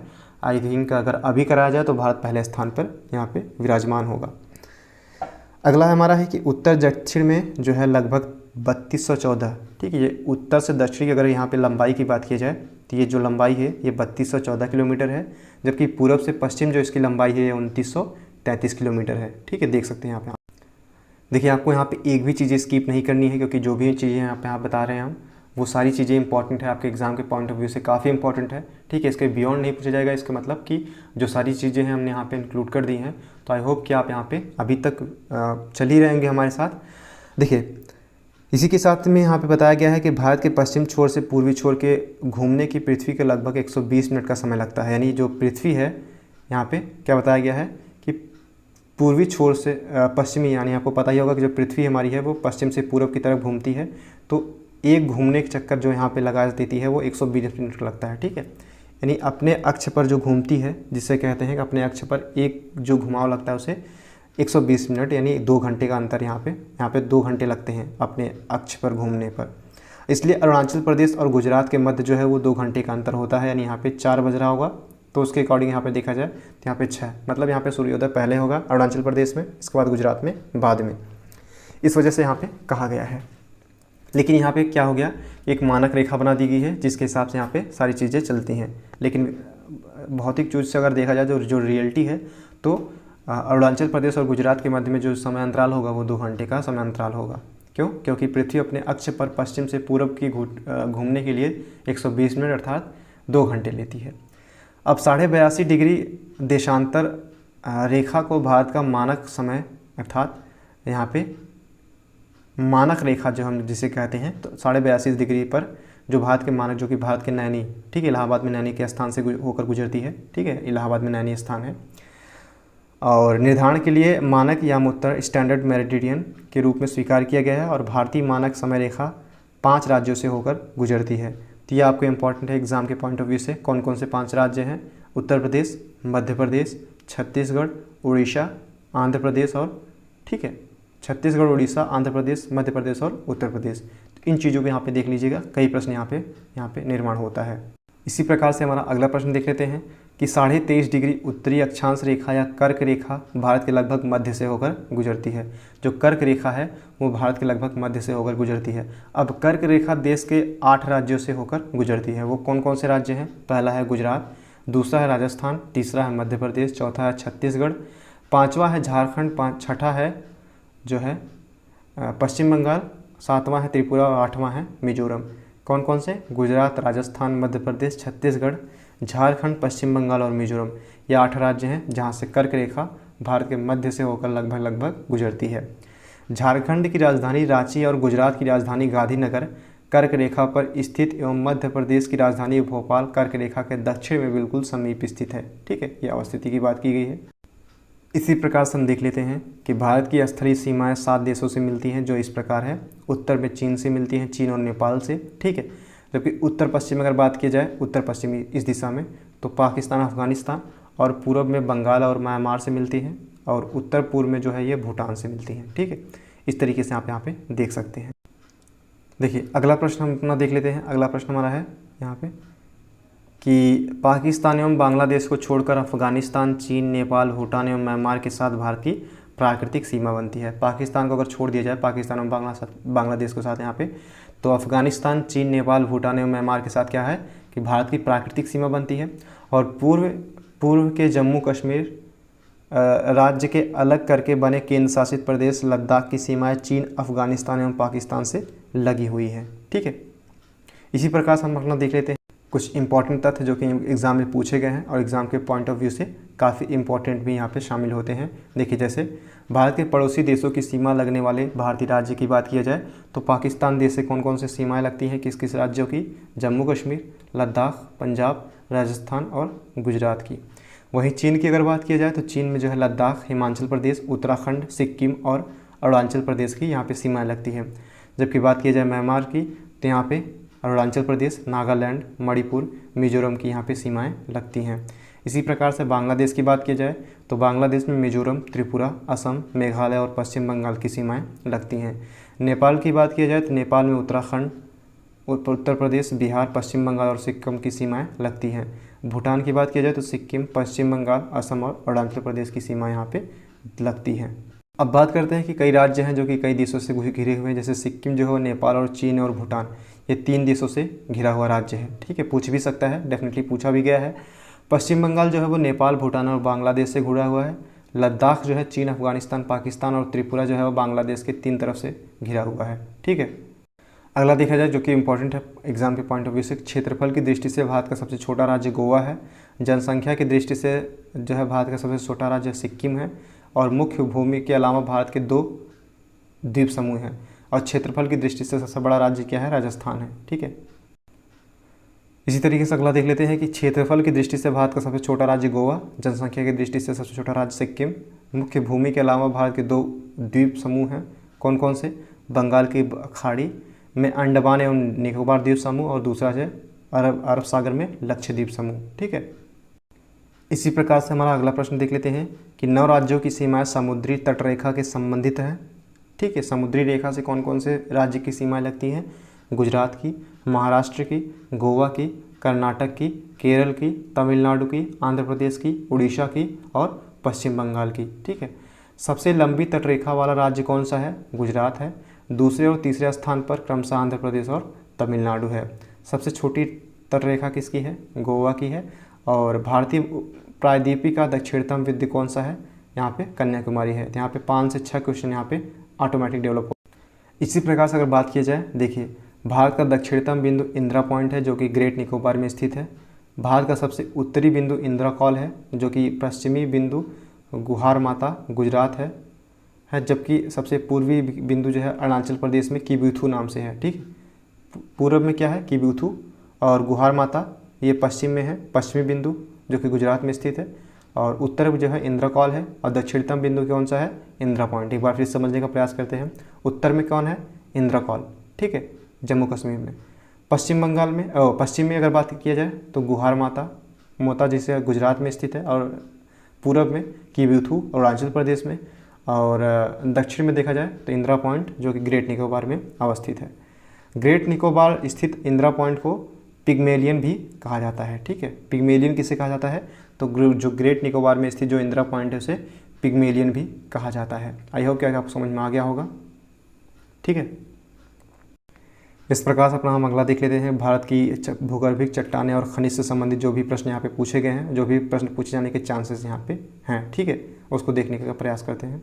देखिए, भारत की चट्टानों का वर्गीकरण की अगर बात किया जाए तो आर्कियन समूह की चट्टानें होती हैं। आर्कियन समूह चट्टानें ये क्या होता है कि ये नाइस एवं शिष्ट प्रकार की चट्टानें हैं जो कि बुंदेलखंड या बरेली या फिर बंगाल नीस के नाम से जानी जाती हैं। ठीक है, जो बुंदेलखंड की या फिर बरेली की या फिर बंगाल नीस जो चट्टानें हैं, ये क्या है, आर्कियन चट्टानों की उदाहरण है। ये नाइस या शिष्ट प्रकार की चट्टानें होती हैं। अगला इसी प्रकार से हमारा धारवाड़ क्रम की चट्टानें, इनकी विशेषता क्या होती है, ये जो है प्राचीनतम परतदार चट्टानें, जीवाश्म का अभाव है यहाँ पर, प्राचीनतम परतदार चट्टानें हैं। ठीक है, और आर्थिक दृष्टि से काफ़ी समृद्ध चट्टानें होती हैं जो धारवाड़ क्रम की चट्टानें होती हैं। और प्रमुख धातुओं की बात किया जाए तो यहाँ से सोना, मैग्नीज, तांबा, जस्ता, क्रोमियम और टंगस्टन और लोहा आदि जैसे धातु यहाँ पे पाए जाते हैं। इसी क्रम में हमारा अगला जो है यहाँ पे देख लेते हैं कि कुडप्पा क्रम की चट्टानें जो कि धारवाड़ क्रम की चट्टानों के अपरदन एवं निक्षेपण से निर्मित हुई है। ये परतदार चट्टानें हैं जो कि जीवाश्म का अभाव यहाँ पे पाया जाता है। ये बलुआ पत्थर, चूना पत्थर, संगमरमर और एस्बेस्टस आदि के लिए प्रसिद्ध है। मुख्यतः आंध्र प्रदेश, मध्य प्रदेश, राजस्थान, तमिलनाडु और कर्नाटक के कुछ क्षेत्रों में ये पाई जाती है। ठीक है, तो ये कुडप्पा क्रम की जो चट्टानें हैं ये क्या है, ये धारवाड़ क्रम की चट्टानों के अपरदन एवं निक्षेपण से निर्मित हुई हैं और ये परतदार चट्टानें होती हैं। ठीक है, जीवाश्म का अभाव यहाँ पे पाया जाता है और ये बलुआ पत्थर, चूना पत्थर, संगमरमर और जो है एस्बेस्टस आदि के लिए प्रसिद्ध है। मुख्यतः आंध्र प्रदेश, मध्य प्रदेश, राजस्थान, तमिलनाडु और कर्नाटक के कुछ क्षेत्रों में यहाँ पे पाई जाती है। ठीक है, इसी प्रकार से देख लेते हैं कि यहाँ पे भारतीय चट्टानों का वर्गीकरण देख लिया जाए तो विंध्यन क्रम की चट्टानें, इसके 5 प्रमुख क्षेत्रों की अगर बात की जाए तो सोन नदी की घाटी में सेमरी श्रेणी, आंध्र प्रदेश के दक्षिण पश्चिम भाग की कर्नूल श्रेणी, भीम नदी की घाटी में भीमा श्रेणी, राजस्थान के जोधपुर में चित्तौड़गढ़ की पलानी श्रेणी और उत्तरी गोदावरी घाटी तथा नर्मदा घाटी के उत्तर में मालवा और बुंदेलखंड की पहाड़ियाँ। ठीक है, और इन्हीं चट्टानों के अंतर्गत मध्य प्रदेश की पन्ना की खान और आंध्र प्रदेश में गोलकुंडा की खानों से हीरा निकलता है। काफ़ी इंपॉर्टेंट है, पिछले साल पूछा गया है। ठीक है, इंक्लूडिंग देखिए यहाँ पे जो इंपॉर्टेंट क्वेश्चन होते हैं मैं उन पे ज़्यादा फोकस करता हूँ, बाकी जो कॉन्सेप्ट डेवलप पे होते हैं मैं उन्हें सिर्फ देखता चल रहा हूँ। ठीक है, तो यहाँ पे जो पूछा गया है, जो आपके पूछे जाने के चांसेस यहाँ पे हैं कि जो पन्ना की चट्टानें हैं, पन्ना की खानें आप कहाँ पे होती है, तो मध्य प्रदेश में है और आंध्र प्रदेश में गोलकुंडा। ठीक है, इन दोनों से यानी गोलकुंडा और पन्ना की जो खदानें होती हैं, इन दोनों खानों से हीरा निकलता है। ठीक है, इस तरीके से आप यहाँ पे देख सकते हैं। अगला हमारा इसी प्रकार से है कि गोंडवाना क्रम की चट्टानों को अगर देखा जाए तो बिहार, झारखंड, मध्य प्रदेश और छत्तीसगढ़ में विस्तार इसका है। और ये चट्टानें भारत के प्रमुख रूप से 3 नदी घाटियों में पाई जाती हैं। पहला है दामोदर नदी घाटी, ठीक है, जो गोंडवाना क्रम की चट्टानें हैं, ठीक है। ये 3 घाटों में इसको बांटा गया है, 3 प्रमुख रूप में यहाँ पे देखा गया है। तो दामोदर नदी घाटी ये झारखंड का झारिया कोयला क्षेत्र यहाँ इसके अंतर्गत आता है। दूसरा है महानदी घाटी, उड़ीसा का तलचर कोयला क्षेत्र इसके अंतर्गत आता है। तीसरा है गोदावरी नदी घाटी, इसके अंतर्गत अगर बात किया जाए तो आंध्र प्रदेश और सिंगरैली कोयला क्षेत्र इसके अंतर्गत आता है, ठीक है। अब बात करते हैं हमारा जो अगला सेगमेंट है वो है भारत का भौगोलिक विभाजन किस तरीके से है, उससे संबंधित यहाँ पे प्रश्न कौन कौन से पूछे जा सकते हैं उससे देख लेते हैं। देखिए, तो भारत समानतः 4 भौतिक भागों में विभाजित किया गया है। उत्तरी पर्वतीय प्रदेश, दक्षिणी प्रायद्वीपीय पठार, विशाल मध्यवर्ती मैदान और चौथा जो होगा मैं आपसे देखेंगे तटवर्ती मैदान और द्वीप समूहों से यहाँ पे देखेंगे। पूरे भारत को समझने का प्रयास करेंगे। चलिए देख लेते हैं यहाँ पे। देखिए, उत्तरी पर्वत प्रदेश जो है यहाँ पे अगर बात किया जाए तो इसके अंतर्गत ट्रांस हिमालय, हिमालय पर्वत श्रेणी और पूर्वांचल की पहाड़ियाँ शामिल हैं, ठीक है। और हिमाचल पर्वत श्रेणी की अगर बात किया जाए तो विश्व का नवीनतम मोड़दार पर्वत श्रेणी इसके अंतर्गत आता है, ठीक है। और पश्चिम में जम्मू कश्मीर में नंगा पर्वत से लेकर के पूर्व में नामचा बरवा पर्वत चोटी तक इसका विस्तार है, ठीक है। हमने क्या देखा कि जो हिमालय पर्वत श्रेणी है ये क्या है, विश्व का नवीनतम मोड़दार पर्वत श्रेणी है, पहली चीज़। दूसरी क्या कि पश्चिम में क्या है, जम्मू कश्मीर में नंगा पर्वत से लेकर के पूर्व में नामचा बरवा पर्वत श्रेणी तक इसका विस्तार है, ठीक है। इस तरीके से आप यहाँ पे इसको देख सकते हैं। इसी प्रकार से अगला प्रश्न हमारा यहाँ पे बनेगा कि हिमालय के पूर्वी छोर पर स्थित दक्षिणवर्ती मोड़ की पहाड़ियों को पूर्वोत्तर भारत के राज्यों में अलग अलग नामों से जाना जाता है। जैसे अरुणाचल प्रदेश में पटकाई बूम नाम से जाना जाता है, ठीक है, ये इंपॉर्टेंट है पटकाई बूम। नागा पहाड़ी जो है नागालैंड में जाना जाता है, जो हिमालय की पहाड़ियाँ हैं उसे अलग अलग राज्यों में अलग अलग नाम से जाना जाता है। मणिपुर में मणिपुर पहाड़ी और मिजोरम में मिजो पहाड़ी के नाम से जाना जाता है इसे। इसी प्रकार से अगर बात किया जाए तो हिमालय की नदियों के आधार पर अगर बात किया जाए, विभाजन किया जाए तो पंजाब यानी 5 नदियों का समूह संग्रह, तो पंजाब या कश्मीर हिमालय ये क्या है, तो पंजाब या कश्मीर हिमालय में अगर देखा जाए तो सिंधु नदी और सतलज नदी के बीच यहाँ पे स्थित है। और कुमायूं हिमालय जो है ये सतलज नदी और काली नदी के बीच स्थित है। और नेपाल हिमालय जो है ये काली नदी और तीस्ता नदी के बीच स्थित है। असम हिमालय जो है ये तीस्ता नदी और दिहांग नदी के बीच में अवस्थित है, ठीक है। आइए बात कर लेते हैं कुछ प्रमुख दर्रों की जो कि प्रीवियस ईयर में पूछे गए हैं और पूछे जाने की संभावनाएं भी यहाँ पे डेफिनेटली बनती है। तो हिमालय के अंतर्गत आने वाले कुछ महत्वपूर्ण दर्रे जो कि जम्मू कश्मीर के अंतर्गत देख लेते हैं। तो काराकोरम दर्रा क्या है, तो भारत का सबसे ऊंचाई पर स्थित दर्रा है। पहले बात, पाक अधिकृत कश्मीर अर्थात POK से होकर जाने वाला चीन पाकिस्तानी सड़क मार्ग इसी दर्रे से होकर गुजरता है, काराकोरम दर्रे। खारदुगला दर्रा जो है ये लद्दाख श्रेणी पर स्थित है। ये लेह से सियाचिन को जोड़ता है। अगला है बुर्जील दर्रा जो कि जास्का श्रेणी पर स्थित है, ठीक है। अगला है हमारा जोजिला जो कि इम्पॉर्टेंट है। तो जोजिला जो है वो जास्का श्रेणी पर स्थित है, ये श्रीनगर को लेह से जोड़ता है। और इसी प्रकार से हमारा अगला जो है जम्मू कश्मीर में बनिहाल दर्रा है जो कि पीर पंजाल श्रेणी पर स्थित जम्मू कश्मीर से श्रीनगर को जोड़ता है। काफ़ी इंपॉर्टेंट है बनिहाल, जो कि नेशनल हाईवे 1A इसी से गुजरता है। और इसी दर्रे से जवाहर सुरंग भी गुजरती है। तो जवाहर सुरंग कहाँ से गुजरती है, बनिहाल से, ठीक है। पीर पंजाल श्रेणी पर स्थित जम्मू कश्मीर से श्रीनगर को कौन सा दर्रा जोड़ता है, बनिहाल दर्रा। नेशनल हाईवे 1A कहाँ से गुजरती है, बनिहाल दर्रे से, पहला प्रश्न। इसी के अंतर्गत कई प्रश्न देख लिए हमने किस तरीके से यहाँ पे बनाए जाते हैं प्रश्नों को। इसी के अंतर्गत हम देख लेते हैं कि हिमालय के अंतर्गत आने वाले प्रमुख दर्रों की बात कर लेते हैं। तो पहला है बारालाचाला जो कि जास्का श्रेणी पर स्थित है। ये मंडी को लेह से जोड़ता है। मंडी को किससे जोड़ता है, लेह से जोड़ता है। इसी प्रकार से हिमालय में जो है हिमाचल प्रदेश में शिव किला है जो कि काफ़ी इंपॉर्टेंट है। ये हिमाचल प्रदेश और तिब्बत सीमा पर जास्का श्रेणी में स्थित है। ये सतलज नदी हिमाचल प्रदेश इसी दर्रे से प्रवेश करती है, ठीक है। सतलज नदी हिमाचल प्रदेश में इसी दर्रे से प्रवेश करती है, ठीक है, शिव किला दर्रा के माध्यम से। अगला है हमारा रोहतांग दर्रा, ठीक है। कौन कौन सी, बारालाचाला, शिव किला और रोहतांग दर्रा, ये 3 नदी है। अगला हम देख लेते हैं उत्तराखंड से कौन कौन से दर्रे यहाँ पे इंपॉर्टेंट है। तो उत्तराखंड के प्रमुख दर्रे अगर बात की जाए तो मूलिंगला, मानाला, नीतीला और लिपुलेख। तो यहाँ पे लिपुलेख काफ़ी इंपॉर्टेंट हो जाता है। और सिक्किम के प्रमुख दो दर्रे जो है नाथुला और जेलेपला हैं। अगर बात किया जाए सिक्किम के, तो सिक्किम यहाँ पे नाथुला दर्रा और जेलेपला, ठीक है। तो यहाँ पे आपसे आपको बहुत ज़्यादा संक्षेप में नहीं जाना है, ठीक, यहाँ पे बहुत ज़्यादा डेप्थ में नहीं जाना है, आपको सिर्फ ये याद रखना है कि जम्मू कश्मीर में कौन कौन से दर्रे हैं, ठीक है, सिक्किम में कौन कौन से उत्तराखंड में कौन कौन से दर्रे हैं, हिमाचल प्रदेश में कौन कौन से दर्रे हैं।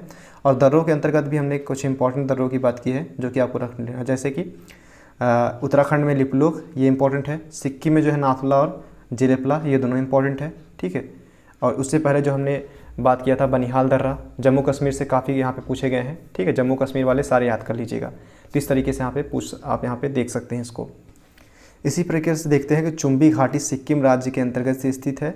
चुम्बी घाटी से होकर तिब्बत जाने का मार्ग नाथुला और जिलेपला दर्रा से होकर गुजरता है, ठीक है। तो जो चुम्बी घाटी है कहाँ पर स्थित है, पहली बात तो ये सिक्किम में स्थित है। और ये चुम्बी घाटी से होकर कौन कौन से तिब्बत जाने का जो मार्ग है वो नाथुला दर्रा और जिलेपला दर्रा से ही होकर गुजरता है। यानी अगर हम सिक्किम से अगर हम तिब्बत में जाना चाहते हैं तो हम जिलेपला और नाथुला दर्रा के माध्यम से ही जो है चीन में जा पाएंगे। भारत चीन के बीच सड़क व्यापार नाथुला दर्रे से होता है और मणिपुर एवं म्यांमार सीमा पर तुजू दर्रा स्थित है। तुजू दर्रा। तुम्हारा एक सेगमेंट जो है समाप्त होता है। अब हम देख लेते हैं जो है जेट स्ट्रीम, ठीक है, जो यहाँ पे घटनाएं होती हैं किस तरीके से होती हैं, इससे संबंधित कुछ प्रश्न। देखिए जेट स्ट्रीम क्या होती है, तो उच्च स्तरीय पवन संचार व्यवस्था का अंग होता है। क्षोभ मंडल की ऊपरी परतों में पश्चिम से पूर्व की ओर अत्यंत तीव्र गति से चलने वाली पवनों को ही जेट स्ट्रीम के नाम से जाना जाता है। ये पवनें विसर्पण करती हुई यानी सर्प के आकार के रूप में यह चलती हैं। सर्वाधिक औसत वेग धरातल पर स्थित उपोष्ण कटिबंधीय उच्च दाब क्षेत्रों के ऊपर यहाँ पे होता है। भारतीय मानसून की उत्पत्ति पर उष्ण पूर्वी जेट और उपोष्ण जेट का प्रभाव पड़ता है, ठीक है। यानी मानसून पर जो है भारतीय मानसून पर किसका प्रभाव पड़ता है, तो पूर्वी जेट और उपोष्ण जेट का प्रभाव पड़ता है। हालांकि इससे संबंधित यहाँ पे प्रश्न जो है बहुत ज़्यादा नहीं पूछे गए हैं, लेकिन यहाँ पे देख सकते हैं कि जो भारतीय मानसून होता है वो इन्हीं से प्रभावित होता है। कौन कौन से जेट से, धाराओं से, उष्ण पूर्वी जेट और उपोष्ण पूर्वी जेट से, उपोष्ण जेट से। देखिए की टर्म्स होते हैं। की टर्म्स क्या होता है, की टर्म्स को आप जब तक नहीं समझेंगे, जो मेन चीज़ होती हैं ज्योग्राफी में, उनके बिना आप आगे नहीं बढ़ सकते, ठीक है। तो कुछ परिभाषाएं यहाँ पे जो कि आई थिंक यहाँ पे इंपॉर्टेंट होनी चाहिए, तो उसको मैंने इंक्लूड किया है। तो उसके अकॉर्डिंग आप यहाँ पे उसको देख सकते हैं। तो आप उसके अकॉर्डिंग पहले तो हम यहाँ पे देखेंगे किस तरीके से परिभाषा है। परिभाषाओं के अंतर्गत यहाँ पे जब समझ लेंगे तो उसके अंतर्गत कौन कौन से प्रश्न पूछे जाते हैं उनको हमने यहाँ पे इंक्लूड किया है। जैसे आर्द्रता क्या हो गई, तो आर्द्रता क्या है, वायुमंडल में मौजूद अदृश्य जलवाष्प की मात्रा को आर्द्रता कहते हैं। वायुमंडल में 16 किलोमीटर से अधिक ऊंचाई पर आर्द्रता नहीं पाई जाती है, ठीक है। अब बात करते हैं संघनन उसके रूप की। तो जल के गैसीय अवस्था से तरल या ठोस अवस्था में परिवर्तन होने की प्रक्रिया क्या कहलाती है, संघनन कहलाती है। पहला चीज़ कि जल के जो है गैसीय अवस्था से तरल अवस्था या फिर ठोस अवस्था में परिवर्तन को क्या कहते हैं, संघनन कहते हैं। जैसे ओस मान लीजिए, ओस क्या है, तो हवा में जलवाष्प जब संघनित होकर छोटी छोटी बूंदों के रूप में धरातल पर पड़ती है, धरातल पर पड़ी वस्तुओं पर जमा हो जाती है, तो उसे हम क्या कहते हैं, ओस कहते हैं, ठीक है। छोटी छोटी बूंदें होती है जो कि जब जमा हो जाती है तो उसे हम ओस कहते हैं। और तुषार या फिर पाला, जिसे हम क्या कहते हैं, अपने गांव में हम लोग पाला ही यूज़ करते हैं, ठीक है। तो जब संघनन की क्रिया हिमांक से नीचे होती है, अर्थात 0 डिग्री या उससे कम ताप पर होती है, तो जलवाष्प कणों के बदले हिमकणों में परिवर्तित रूप में तुषार या पाला कहते हैं, ठीक है। अब बात कर लेते हैं संघनन और उसके रूप की। तो कुहरा और कोहरा, ठीक है, एक प्रकार का बादल है। जब जलवाष्प का संघनन धरातल के बिल्कुल समीप होता है तो कोहरे का निर्माण होता है। कुहासे की तुलना में जल के कण अधिक छोटे और सघन होते हैं। बात किया जाए, कुहासा एक प्रकार का कोहरा है जो कि कोहरे की अपेक्षा दृश्यता दूर तक होती है इसकी। और धुआंसा, जिसे हम स्मॉग कहते हैं, बड़े शहरों में फैक्ट्रियों और वाहनों से निकलने वाले धुएं जब कोहरे के कण में मिल जाते हैं तो यह स्मॉग, ठीक है, स्मॉग प्लस फॉग कहलाता है। अब इसको संशोधित करने के लिए जो है चीन में और भारत में भी, दिल्ली में जो है कई स्मॉग टावर जो है लगाए गए हैं, जो कि क्या करता है, वायुमंडल में स्थित जो है भी प्रदूषित कण है उसको क्या करता है, अवशोषित कर लेता है। इसी प्रकार से हमारा अगला की टर्म है जो कि चक्रवात, जिसे हम साइक्लोन कहते हैं। तो जब वायुदाब में अंतर पड़ने के कारण केंद्र में निम्न दाब का निर्माण होता है और उसके चारों ओर उच्च दाब रहता है, तो वायु चक्राकार प्रतिरूप बनाते हुए उच्च दाब से निम्न दाब की ओर तेजी से चलने लगती है। इसे ही क्या कहते हैं, चक्रवात कहते हैं, ठीक है। निम्न दाब से उच्च दाब की ओर चलने लगती है, उच्च दाब से निम्न दाब की ओर चलने लगती है, क्या करता है, इसे ही चक्रवात कहते हैं। फिर समझने का प्रयास करते हैं कि जब वायु दाब में अंतर पड़ने के कारण केंद्र में निम्न दाब का, केंद्र में क्या होता है, निम्न दाब का निर्माण होता है और उसके चारों ओर क्या होता है, उसके चारों ओर उच्च दाब रहता है। तो वायु चक्राकार प्रतिरूप में बनाते हुए उच्च दाब से निम्न दाब, ठीक है, उच्च दाब बाहर की ओर है, निम्न दाब अंदर की ओर है, तो निम्न दाब की ओर चलने लगती है, जिसे क्या कहते हैं, चक्रवात कहते हैं। चक्रवात में वायु के चलने की दिशा उत्तरी गोलार्ध में घड़ी की सुइयों के विपरीत अर्थात एंटी क्लॉकवाइज एवं दक्षिण गोलार्ध में घड़ी की सुइयों के दिशा में अर्थात क्लॉकवाइज, ये दो प्रकार के होते हैं। ठीक है, अब बात कर लेते हैं चक्रवात संबंधित यहाँ पे कुछ महत्वपूर्ण बिंदुओं की। तो शीतोष्ण कटिबंधीय चक्रवात, जो कि उत्पत्ति जो है यहाँ पे अगर देखा जाए तो दोनों गोलार्धों में, यानी उत्तरी गोलार्ध और दक्षिणी गोलार्ध दोनों गोलार्धों में 30 से 65 डिग्री जो अक्षांश होता है यहाँ पर अवस्थिति होती है। मान लीजिए यह 0 डिग्री हो गया तो 30 से यहाँ पे 65 इसके, और दक्षिण में भी 30 से 65 इसके बीच में, यानी यहाँ पर और दक्षिण में यहाँ पर क्या होता है, शीतोष्ण कटिबंधीय चक्रवात का उत्पत्ति होती है। और उत्पत्ति और विकास ग्रीष्म ऋतु की तुलना में शीत ऋतु में अधिक होता है। और विकास अगर बात किया जाए तो स्थल एवं सागर दोनों पर होता है। समदाब रेखाएं वी आकार की होती हैं। ठीक है, अब बात कर लेते हैं कि प्रभावित क्षेत्र में वर्षा समांतर धीरे धीरे और लगातार, कभी कभी तीव्र बौछार भी वर्षा लगातार कई दिनों तक होती है। इनमें चक्षु का अभाव अगर बात किया जाए तो जैसे जैसे चक्रवात निकट आता है तापमान में वृद्धि होती जाती है और वायु की दिशा पूर्व में बदलकर दक्षिण पूर्व हो जाती है। ठीक है, अब बात करते हैं उष्णकटिबंधीय चक्रवात की। इसकी उत्पत्ति क्या होती है, दोनों गोलार्धों में 8 से 24 डिग्री अक्षांशों के बीच में, मान लीजिए ये 0 डिग्री हो गया तो 8 से 24 के बीच में यहाँ पे क्या होता है, उष्णकटिबंधीय चक्रवात यहाँ पे आते हैं। कोरियोलिस बल के अभाव में ये विषुवतीय वृत्त के निकट उत्पन्न नहीं हो पाते हैं। यानी जो यहाँ पे क्या होता है, विषुवत वृत्त के निकट जो है ये कोरियोलिस बल होता है। ठीक है, उसको जब आप ज्योग्राफी पढ़ेंगे तो वो चीज़ें आप समझने का प्रयास कीजिएगा। तो कोरियोलिस बल के कारण यहाँ पे विषुवत वृत्त पर यहाँ पे इसका निर्माण नहीं हो पाता है।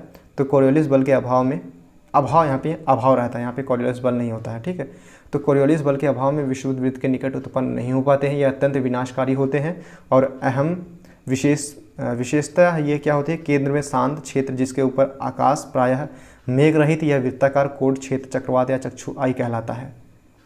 ये कुछ थोड़ा क्लिष्ट भाषा थी, इसको तो आई थिंक एक बार फिर से पढ़ना पड़ेगा। अब बात कर लेते हैं यहाँ पे कि उष्णकटिबंधीय चक्रवात से उत्पन्न होने के लिए आवश्यक दशाएं क्या देख लेते हैं। तो केंद्रीय भाग में वायु का तापमान आसपास की वायु के तापमान से अधिक होना चाहिए और वायु की आर्द्रता की मात्रा अधिक हो। ठीक है, यानी अधिक जो वायु हो वहाँ पे अधिक आर्द्र हो, और ताकि संघनन की गुप्त ऊष्मा जो है चक्रवात की ऊर्जा के मुख्य स्रोत हैं अधिक मात्रा में उपलब्ध हो सके। ठीक है, तो पहली क्या कंडीशन हमने देखी कि जो है केंद्रीय भाग में जो वायु का तापमान है वो अधिक होना चाहिए आसपास के तापमान से। ठीक है, और दूसरी चीज़ यहाँ पे क्या देखी हमने कि आर्द्रता जो है, वायु की आर्द्रता अधिक होनी चाहिए। देखिए की टर्म्स है जो कि यहाँ पे प्रश्न जो है पूछे नहीं जाएंगे, लेकिन यहाँ पे अगर कॉन्सेप्ट डेवलप करना है तो आप इसको स्किप भी कर सकते हैं। अगर आपको लगता है कि एग्जाम में नहीं पूछे जाएंगे या फिर आपके एग्जाम्स ये आपको चीज़ें आती हैं तो आप इसको स्किप भी कर सकते हैं डेफिनेटली। उष्णकटिबंधीय चक्रवात के उत्पन्न होने के लिए आवश्यक दशाओं की अगर बात किया जाए तो केंद्रीय भाग में वायु का तापमान आसपास की वायु के तापमान से अधिक होना चाहिए। ठीक है, हमने देख लिया। और महासागर की सतह का तापमान 27 डिग्री से अधिक हो, तभी ये चक्रवात आते हैं। अब बात कर लेते हैं कि यहाँ पे उत्पन्न होने के क्या इसके दशाएं हो सकती हैं, यानी कब ये उत्पन्न होगा। तो ग्रीष्म ऋतु में महासागरों का तापमान अधिक होने के कारण इनका विकास होता है। यानी जब गर्मी होती है तो जब तापमान महासागरों का अधिक होता है तभी ये बनते हैं चक्रवात। कोरियोलिस बल की उपस्थिति आवश्यक है क्योंकि इस बल के न होने पर पवन व्यवस्था चक्रिय नहीं हो पाती है। ठीक है, यानी जब तक कोरियोलिस बल नहीं होगा तब तक ये चक्रवात का निर्माण भी नहीं होगा। इस प्रकार से यहाँ पे देख सकते हैं आप इसको। अब चक्रवात तो हमने देख लिया, अब बात करते हैं प्रतिचक्रवात की। तो वृत्ताकार समदाब रेखाओं द्वारा घिरा हुआ वायु का ऐसा क्रम जिसके केंद्र में वायु दाब अधिकतम हो और केंद्र के बाहर की ओर यह घटता जाता है।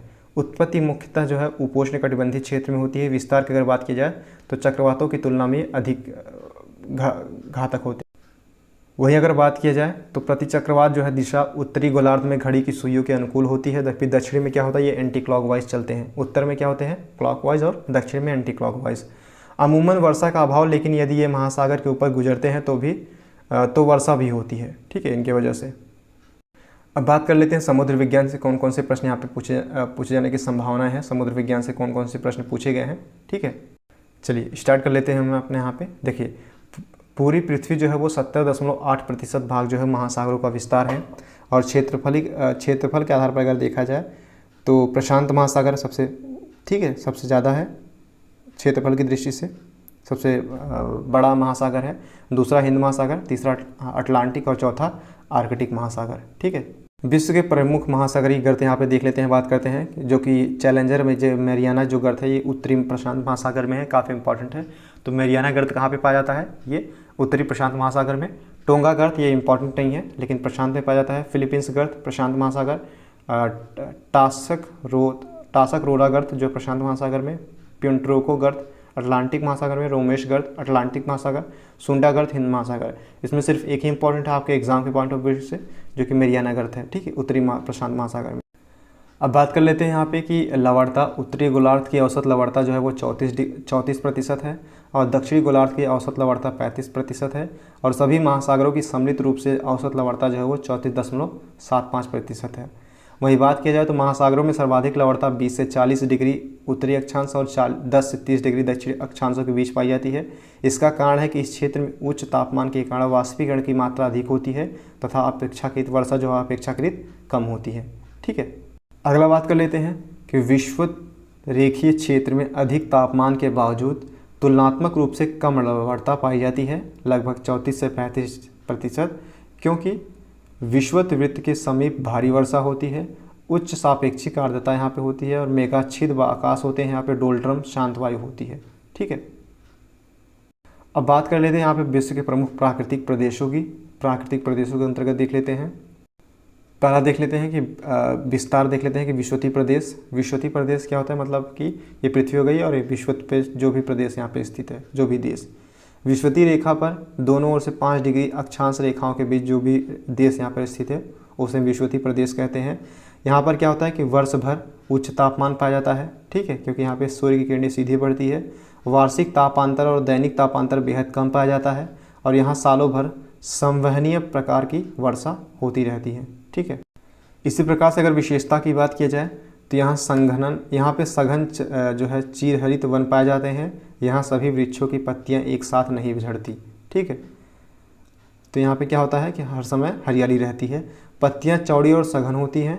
यहाँ सूर्य की किरणें धरातल तक नहीं पहुँच पाती है क्योंकि ये जो पेड़ पौधे होते हैं वो काफ़ी सघन होते हैं, जिस वजह से यहाँ पे नीचे की तरफ जो है सूर्य की किरणें नहीं पहुँच पाती है। वृक्ष काफ़ी लंबे होते हैं और वृक्षों पर जंगली लताएं चढ़ी होती है और इन जंगलों को सेलवास कहते हैं। ठीक है, सेलवास, ध्यान रखिएगा, सेलवास। इसी प्रकार से अगली विशेषता की अगर बात किया जाए तो यहाँ पे सघन चरित्रहित वन पाए जाते हैं और सभी वृक्षों की पत्तियाँ एक साथ नहीं झड़ती हैं। महोगनी, गटापारचा, रबड़, एबोनी, रोजवुड, ताड़ आदि वृक्ष यहाँ पे पाए जाते हैं। ठीक है, इसी प्रकार से अगर बात किया जाए तो विस्तार अगर हम देखा जाए तो सूडानी सवाना उष्णकटिबंधीय घास प्रदेश जो है सूडानी या फिर सवाना जिसे हम कहते हैं, उष्णकटिबंधीय मतलब ऊपर उत्तर की तरफ उष्णकटिबंधीय घास मैदान की बात करते हैं। तो दोनों गोलार्धों में 5 डिग्री से 20 डिग्री अक्षांशों के बीच में हम क्या कहते हैं? मान लीजिए हमारी पृथ्वी हो गई ये 0 डिग्री, 5 डिग्री से 20 डिग्री, 5 डिग्री से 20 डिग्री नीचे की तरफ भी, इसे हम क्या कहते हैं? सूडानी या फिर सवाना या फिर उष्णकटिबंधीय घास प्रदेश कहते हैं। ठीक है, ये दक्षिण अमेरिका में यह प्रदेश 2 भागों में विभाजित और उत्तर का भाग लानोस और दक्षिण का भाग कंपोस के नाम से जाना जाता है। ठीक है, ये उत्तरी दक्षिणी अमेरिका में विभाजित किया। विशेषताओं के अंतर्गत अगर बात किया जाए तो यहाँ पे स्पष्टतः 2 ऋतुएं, साल भर उच्च तापमान होता है यहाँ पे और यहाँ औसत वार्षिक तापांतर एवं दैनिक तापांतर अधिक पाया जाता है। यहाँ पे प्रमुख वनस्पतियों की बात किया जाए तो लंबे और सूखे घास जिन्हें सवाना कहते हैं। ठीक है, अगला जो है एमू और शुतुरमुर्ग प्रमुख जीव है जो कि अकेसिया नामक प्रमुख वृक्ष पर पाए जाते हैं। अब बात कर लेते हैं उष्ण मानसूनी प्रदेशों की। तो ये विस्तार जो है इनका 8 डिग्री से 28 डिग्री अक्षांश रेखाओं के बीच में स्थित होता है उत्तर और दक्षिण की तरफ। ये जो है ये ग्रीष्म ऋतु में तापमान उच्च एवं जाड़े में यह 10 डिग्री से भी कम हो जाता है। इस प्रकार वार्षिक तापांतर अधिक पाया जाता है, यानी जो इनका ताप का अंतर होता है वो अधिक होता है और इसी प्रकार से वर्षा निश्चित एवं अनियमित होती है। इसी प्रकार से हम बात कर लेते हैं उष्ण मानसूनी प्रदेशों की। तो ये उष्ण मानसूनी प्रदेश जो है 8 डिग्री से 28 डिग्री सेल्सियस। ठीक है, वर्षा मुख्य रूप से ग्रीष्म ऋतु में होती है और जाड़े में शुष्कता होती है। वर्षा निश्चित और अनियमित होती है। और अगली चीज़ क्या है कि वर्षा मुख्य रूप से ग्रीष्म ऋतु में होती है और जाड़े की यहाँ पर शुष्कता होती है। इसी प्रकार से अगला देख लेते हैं कि उष्ण मरुस्थल सहारा प्रदेश जो कि 15 से 30 डिग्री अक्षांशों की रेखाओं के बीच में पाया जाता है। यह वार्षिक एवं दैनिक तापांतर अधिक होता है यहाँ पर। मेघ रहित आकाश, जल के अभाव एवं वनस्पति विहीन धरातल के कारण यह प्रदेश सौर विकिरण का अधिकतम भाग ग्रहण करता है। यानी यहाँ पे धूप की जो है मात्रा, यहाँ पे कटीले वन यहाँ पे पाए जाते हैं, तो धूप की मात्रा अधिक होती है, जो कि सौर ऊर्जा यहाँ पे अधिकतम यहाँ पे उत्पादित किया जा सकता है। इस प्रदेश की प्रमुख वनस्पति नागफनी एवं अन्य कंटीली वनस्पतियाँ हैं। शुतुरमुर्ग, भेड़ और बकरियाँ यहाँ पे प्रमुख जीव हैं। ठीक है, इसी प्रकार से अगला प्रश्न देख लेते हैं। भूमध्य सागरीय प्रदेश विस्तार अगर बात की जाए तो भूमध्य सागर के तटवर्ती क्षेत्रों के अलावा महाद्वीपों के पश्चिमी तट पर लगभग 30 से 45 डिग्री अक्षांशों के बीच अवस्थित होते हैं। विशेषता की अगर बात की जाए तो औसत तापमान इनका 20 से 26 डिग्री सेल्सियस के बीच होता है और इस प्रदेश में ना तो गर्मी ना अधिक पड़ती है और ना ही ठंडी। ठीक है, तो अब भूमध्य सागर में जा सकते हैं। वर्षा मुख्यतः चक्रवाती प्रकार की होती है और प्रमुख वनस्पति की अगर बात किया जाए तो नींबू, नारंगी, अंगूर और जैतून यहाँ के प्रमुख वनस्पति पाए जाते हैं। इसी प्रकार से अगला हम देख लेते हैं शीतोष्ण, जिसे हम मानसून या चीन तुल्य प्रदेश कहते हैं। इसका विस्तार जो है वो महाद्वीपों के पूर्वी भाग में 30 से 45 डिग्री के अक्षांशों के बीच में अवस्थित होता है। विशेषता की बात की जाए तो ग्रीष्मकाल में काफ़ी गर्मी और 32 डिग्री के आसपास होता है, जबकि वहीं शीतकाल में काफ़ी ठंडी, कहीं कहीं तापमान हिमांक से भी नीचे चला जाता है और चौड़ी पत्तियों वाले सदाबहार वन पाए जाते हैं। ठीक है, हरा भरा रहता है और ओक, बीच, मैपल, कपूर, वालनट आदि अहम वनस्पति है। ठीक है, इस तरीके से आप यहाँ पे वनस्पतियों को देख भी सकते हैं। इसी प्रकार से अगला हम देख लेते हैं कि सेंट लॉरेंसियबल प्रदेश कहते हैं, जिसे हम 40 से 60 डिग्री के अक्षांशों के बीच महाद्वीपों के पूर्वी तटों पर स्थित होते हैं। यह प्रदेश सालों भर पछुआ पवनों के प्रभाव में रहता है, वार्षिक तापांतर अधिक होता है और वर्षा लगभग पूरे वर्ष होती रहती है। ठीक है, अगला हम देख लेते हैं कि शीतोष्ण कटिबंधीय घास मैदान की, तो महाद्वीपों के भीतरी भागों में विस्तार पाया जाता है। यह तापमान अधिक विषमता वाला क्षेत्र है। प्रमुख घास मैदान की बात की जाए तो अमेरिका में जो है प्रेरी घास मैदान, ठीक, ऑस्ट्रेलिया में डाउन्स, हंगरी में पुछताछ, यूरेशिया में स्टेपी और दक्षिण अफ्रीका में वेल्ड। ठीक है, तो हंगरी को छोड़ करके बाकी चारों इंपॉर्टेंट है, जिसको आप यहाँ पे रट लीजिएगा एग्जाम के पॉइंट। अगला इसी प्रकार से है कि शीतोष्ण मरुस्थलीय प्रदेश, इसके अंतर्गत मध्य एशिया का गोबी, तिब्बत और तुर्कमेनिस्तान आदि क्षेत्र शामिल है और उत्तरी अमेरिका में रॉकी पर्वत या फिर मध्यवर्ती पठार और पेटागोनिया में मरुस्थल, ये तमाम प्रकार के जो है मरुस्थल प्रदेश हैं। अब बात करते हैं टैगा प्रदेश की। टैगा प्रदेश क्या होते हैं? तो टैगा प्रदेश जो है इसका विस्तार अगर बात किया जाए तो उत्तरी गोलार्ध में 45 से 70 अक्षांश के बीच में जो भी प्रदेश पाए जाते हैं उत्तरी अक्षांश में, उत्तरी गोलार्ध में, उसे हम टैगा प्रदेश कहते हैं। ये उत्तरी अमेरिका के अलास्का से कनाडा और यूरोशिया में स्वीडन से साइबेरिया तक का क्षेत्र जो है इसके अंतर्गत आता है, जिसे हम टैगा प्रदेश के नाम से जानते हैं। संसार का सर्वाधिक वार्षिक तापांतर यहाँ पे पाया जाता है, यानी गर्मी बहुत अधिक गर्मी और ठंडी बहुत अधिक ठंडी। वर्षा लगभग सालों भर होती है यहाँ पर टैगा प्रदेश में। अगला जो प्रदेश हमारा है वो है शीत मरुस्थल या फिर टुंड्रा प्रदेश। विस्तार की अगर बात की जाए तो 70 डिग्री अक्षांश से लेकर ध्रुव तक इसका विस्तार है। संसार का न्यूनतम तापमान इसी क्षेत्र में मिलता है और इसकी वनस्पति काई एवं लाइकेन है। इस प्रदेश की जनसंख्या अत्यधिक विरल है, यानी बहुत कम जनसंख्या यहाँ पे निवास करती है। उत्तरी अमेरिका के टुंड्रा निवासी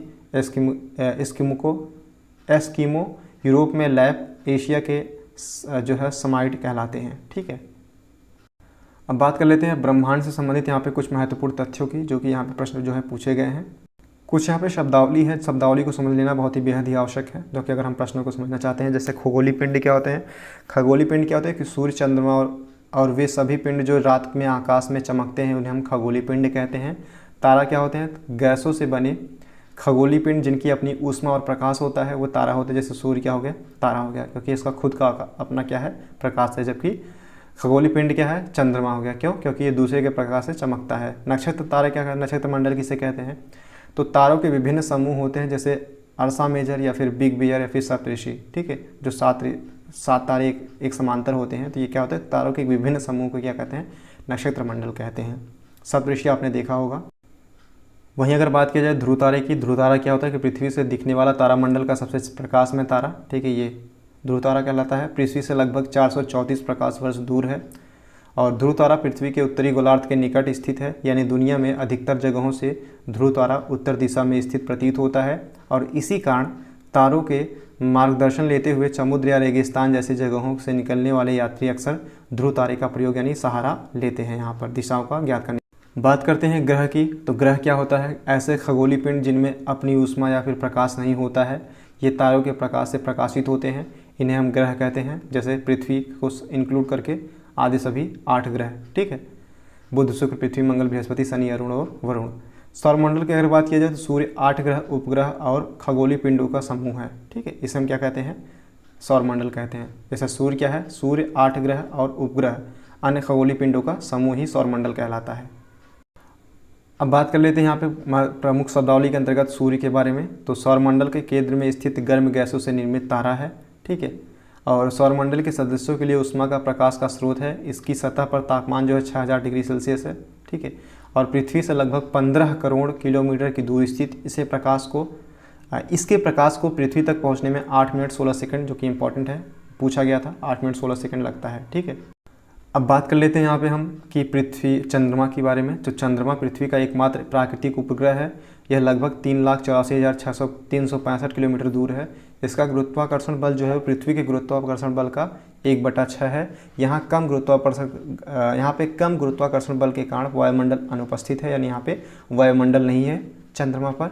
और इसे पृथ्वी का एक चक्कर लगाने में लगभग 27 दिन का समय लगता है, और यह इतने ही समय में अपने अक्ष पर भी एक चक्कर पूरा करता है। इस कारण हमें चंद्रमा का एक ही हिस्सा हमेशा दिखाई पड़ता है। अब बात करते हैं यहाँ पे हम क्षुद्र ग्रह की। क्षुद्र ग्रह क्या होते हैं? देखिए, ये मंगल और बृहस्पति की कक्षाओं के बीच पाए जाने वाले असंख्य छोटे पिंड होते हैं। यानी मंगल और बृहस्पति के बीच जो असंख्य पिंड होते हैं उसे हम क्या कहते हैं? क्षुद्र ग्रह। जो सूर्य के चारों ओर चक्कर लगाते हैं, यह मुख्यतः ग्रहों के टूटे हुए ही भाग होते हैं। 4 वेस्टा प्रमुख क्षुद्र ग्रह के अंतर्गत आता है। बात करते हैं धूमकेतु की। धूमकेतु क्या होते हैं? आकाशीय धूलकण, गैस, बर्फ आदि पदार्थों से निर्मित आकाशीय पिंड जो सूर्य की परिक्रमा करते हैं उसे हम धूमकेतु कहते हैं। सूर्य के निकट आने वाले वाष्पीकरण के कारण इनमें हेड और टेल का निर्माण होता है। टेम्पल फर्स्ट, हेलबॉप, हेली, फॉर्ब्स कुछ प्रमुख धूमकेतु के नाम के अंतर्गत आते हैं। बात करते हैं उल्कापिंड की। उल्कापिंड क्या होते हैं? तो सूर्य का चक्कर लगाने वाले पत्थरों के छोटे छोटे टुकड़े को उल्कापिंड कहते हैं। ये पृथ्वी के नज़दीक आने पर घर्षण के कारण गर्म होकर जल जाते हैं, जिससे चमकदार प्रकाश उत्पन्न होता है। ठीक है, क्या कहते हैं? टूटता हुआ तारा जिसे हम कहते हैं। और अगर बात किया जाए तो इन्हीं के कारण क्या होता है कि कभी कभी पृथ्वी पर गड्ढे भी बन जाते हैं। और गड्ढे बनने के कारण क्या होता है? एक महाराष्ट्र में एक जगह है, ठीक है, आप उसको कमेंट बॉक्स बताइएगा, जहाँ पर जो है एक बहुत ही खूबसूरत प्लेस है जो कि नीला है। ठीक है, मैं याद नहीं कर पा रहा हूँ, मैं नाम मुझे नहीं याद आ रहा है, इसी उल्कापिंड की वजह से बना। आकाशगंगा क्या होती है? आकाशगंगा में यह करोड़ों तारों, बादलों और गैसों का समूह होता है। ठीक है, तो हमने देखा था कि पहले तो हमने तारामंडल देखा, फिर ग्रह देखे, फिर खगोलीय पिंड देखे, फिर क्या हमने देखा कि सौरमंडल का अंतर्गत क्या होता है कि कई सूर्य और हमारी जो पृथ्वी और उसके साथ में ग्रह होते हैं उसको हम क्या कहते हैं? सौरमंडल कहते हैं। अब कई सौरमंडल मिलकर के यहाँ पे आकाशगंगा निर्माण करते हैं। कई करोड़ तारे और बादलों के गैसों का समूह होता है आकाशगंगा। अब कई करोड़ तारों के अंतर्गत हमारा एक तारा है सूर्य। ठीक है, सूर्य के अंतर्गत इतने सारे ग्रहों में से एक ग्रह हमारा पृथ्वी है। अब आप समझ सकते हैं यानी कितने भाग, छोटे भाग में हम रहते हैं। तो यह सौरमंडल का इसका एक भाग है। सौरमंडल क्या है? इसका एक भाग है। बात कर लेते हैं पृथ्वी से। पृथ्वी से संबंधित यहाँ पे कुछ महत्वपूर्ण तथ्यों की, जो कि यहाँ पे एग्जाम में पूछे जाने की संभावना बहुत अधिक है। पृथ्वी जो है सौरमंडल का एकमात्र ग्रह है जिस पर जीवन जो है संभव है। पृथ्वी की गति 2 प्रकार की होती है। एक घूर्णन होती है जिसे हम रोटेशन के नाम से जानते हैं। पृथ्वी का अपने अक्ष पर घूमना घूर्णन कहलाता है, और इसके एक चक्कर में 24 घंटे का समय लगता है, जिसकी वजह से दिन और रात होते हैं। पृथ्वी की इसी दैनिक गति के कारण क्या होता है? दिन और रात की घटना संभव हो पाती है। अब बात कर लेते हैं यहाँ पे परिक्रमण की, यानी रिवोल्यूशन की। पृथ्वी का सूर्य के चारों ओर दीर्घ वृत्ताकार कक्षा में घूमना ही क्या कहलाता है? परिक्रमण कहलाता है। पृथ्वी का एक वर्ष अर्थात 365 दिन और 6 घंटे का होता है, यानी एक जो चक्कर लगा पाती है। सुविधा के लिए 365 दिन माना जाता है एक साल, और जो 6 घंटे होते हैं उन्हें जोड़ करके हर चौथे वर्ष में 6 घंटे को जोड़कर 24 घंटे का एक दिन बना दिया जाता है। इस वजह से फरवरी 29 दिन की होती है। इसी प्रकार से अगर बात की जाए तो पृथ्वी के पूरे कक्षे में एक ही दिशा की ओर झुकी है। पृथ्वी जो है पूरे कक्षे में एक ही दिशा में की ओर झुकी हुई है, और इस झुकाव और सूर्य के चारों ओर पृथ्वी की स्थिति परिवर्तन के कारण ही क्या होता है? ऋतु परिवर्तन होता है। अब बात कर लेते हैं, ठीक है, आपको पता होगा कि जो पृथ्वी हमारी है वो 23.5 अंश पर अपने अक्ष पर झुकी हुई है। ठीक है, इसी वजह से ऋतु परिवर्तन होता है। और जब पृथ्वी अपने अक्ष पर घूमती है तो इसकी वजह से क्या होता है? दिन और रात की घटनाएं होती हैं।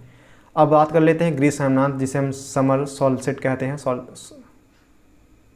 सोलस्टिस। 20 और 21 जून को उत्तरी गोलार्ध में सूर्य की किरणें कर्क रेखा पर लंबवत पड़ती हैं। ठीक है, और इस अवधि में दिन सबसे लंबा होता है और रात सबसे छोटी होती है। ठीक है, अगला हमारा है कि शीत अयनांत अर्थात विंटर सोलस्टिस। इसके अंतर्गत 21 या 22 दिसंबर को दक्षिण गोलार्ध में सूर्य की किरणें मकर रेखा पर लंबवत पड़ती है और इस समय दक्षिणी गोलार्ध में लंबी दिन और छोटी रातों वाली ग्रीष्म ऋतु होती है। ठीक है, बात कर लेते हैं इक्वानॉक्स की अर्थात विषुव की। तो 21 मार्च और 23 सितंबर को सूर्य की किरणें विषुवत वृत्त पर सीधी पड़ती हैं, इसलिए दोनों गोलार्धों में दिन और रात बराबर होते हैं, जिसे विषुव कहा जाता है। 23 सितंबर को उत्तरी गोलार्ध में शरद ऋतु होती है, जबकि दक्षिणी गोलार्ध में बसंत ऋतु होती है। ठीक है, 21 मार्च और 23 सितंबर को जो सूर्य की किरणें होती है वो विषुवत वृत्त पर सीधी पड़ती है, जिसके कारण क्या होता है, दिन और रात बराबर होते हैं। पृथ्वी की आंतरिक संरचना से संबंधित कुछ महत्वपूर्ण तथ्यों को यहाँ पर समझने का प्रयास करेंगे, जो प्रीवियस में पूछे गए हैं उससे संबंधित प्रश्नों को भी यहाँ पे देखने का प्रयास करेंगे। देखिए, बात करते हैं यहाँ पे कि भूपर्पटी की अर्थात क्रस्ट की। तो महाद्वीपों के नीचे 35 किलोमीटर और महासागरों के नीचे 5 किलोमीटर जो जगह पाई जाती है उसे हम क्या कहते हैं, भूपर्पटी कहते हैं। मुख्यतः सिलिका और एल्यूमिना जैसे खनिजों की मौजूदगी के कारण इसे सियाल कहा जाता है। महासागरों के परपटी में सिलिका और मैग्नीशियम होने के कारण इसे सीमा कहा जाता है, और यह परपटी ग्रेनाइट और नीस जैसी अम्लीय चट्टानों से निर्मित होती है। ठीक है, और इसी तरीके से हमने सियाल सीमा निफे में इसे विभाजित भी किया है। ठीक है, और अगर हम बात करें तो भूपर्पटी पर पाए जाने वाले सबसे विभिन्न तत्वों की मात्रा, तो ऑक्सीजन सबसे अधिक पाई जाती है, जो कि आपके एग्जाम पॉइंट ऑफ व्यू से काफ़ी इंपॉर्टेंट है। ठीक है, और मेंटल क्या होता है, यह परपटी के नीचे 2900 किलोमीटर की परत को हम क्या कहते हैं, मेंटल कहते हैं। क्रस्ट हो गया, मेंटल हो गया। अगला हमारा क्या होगा, कोर। कोर क्या होता है, मान लीजिए कि ये क्रस्ट हो गया, ठीक है, ये मेंटल हो गया, और ये हमारा तीसरा जो है कोर हो जाएगा। तो कोर की जो तापमान होती है वो सबसे अधिकतम होती है। ठीक है, यहाँ पे उबलता हुआ लावा जो होता है यहाँ पे होता है। यह परपटी के नीचे 2900 किलोमीटर परत होता है। ठीक है, मेंटल जिसे हम कहते हैं, यह सीमा, बेसाल्ट और गैब्रो जैसे बेसिक साल्टों से निर्मित होता है। ठीक है, अगला बात करते हैं क्रोट की। यहाँ पे देखिए, यह सबसे आंतरिक परत है जो मुख्यतः निकिल और फेरस से बने होने के कारण इसे निफे कहते हैं। ठीक है, पहले को सियाल, क्योंकि यहाँ पे सिलिकन और एल्युमिनियम की मात्रा पाई जाती है। दूसरे को निफे अर्थात निकिल और आयरन की मात्रा पाई जाती है। तीसरे क्रोट, जिसे क्रोट कहते हैं, इसे हम क्या कहते हैं, इसे मुख्यतः क्या कहते हैं, सीमा। दूसरे को सीमा कहते हैं, सिलिकन और मैग्नीशियम। तीसरे को निफे, निकिल और फेरस अर्थात आयरन। ठीक है, तो यह सबसे आंतरिक परत है जो मुख्यतः निकिल और फेरस से बने होने के कारण निफे कहलाती है।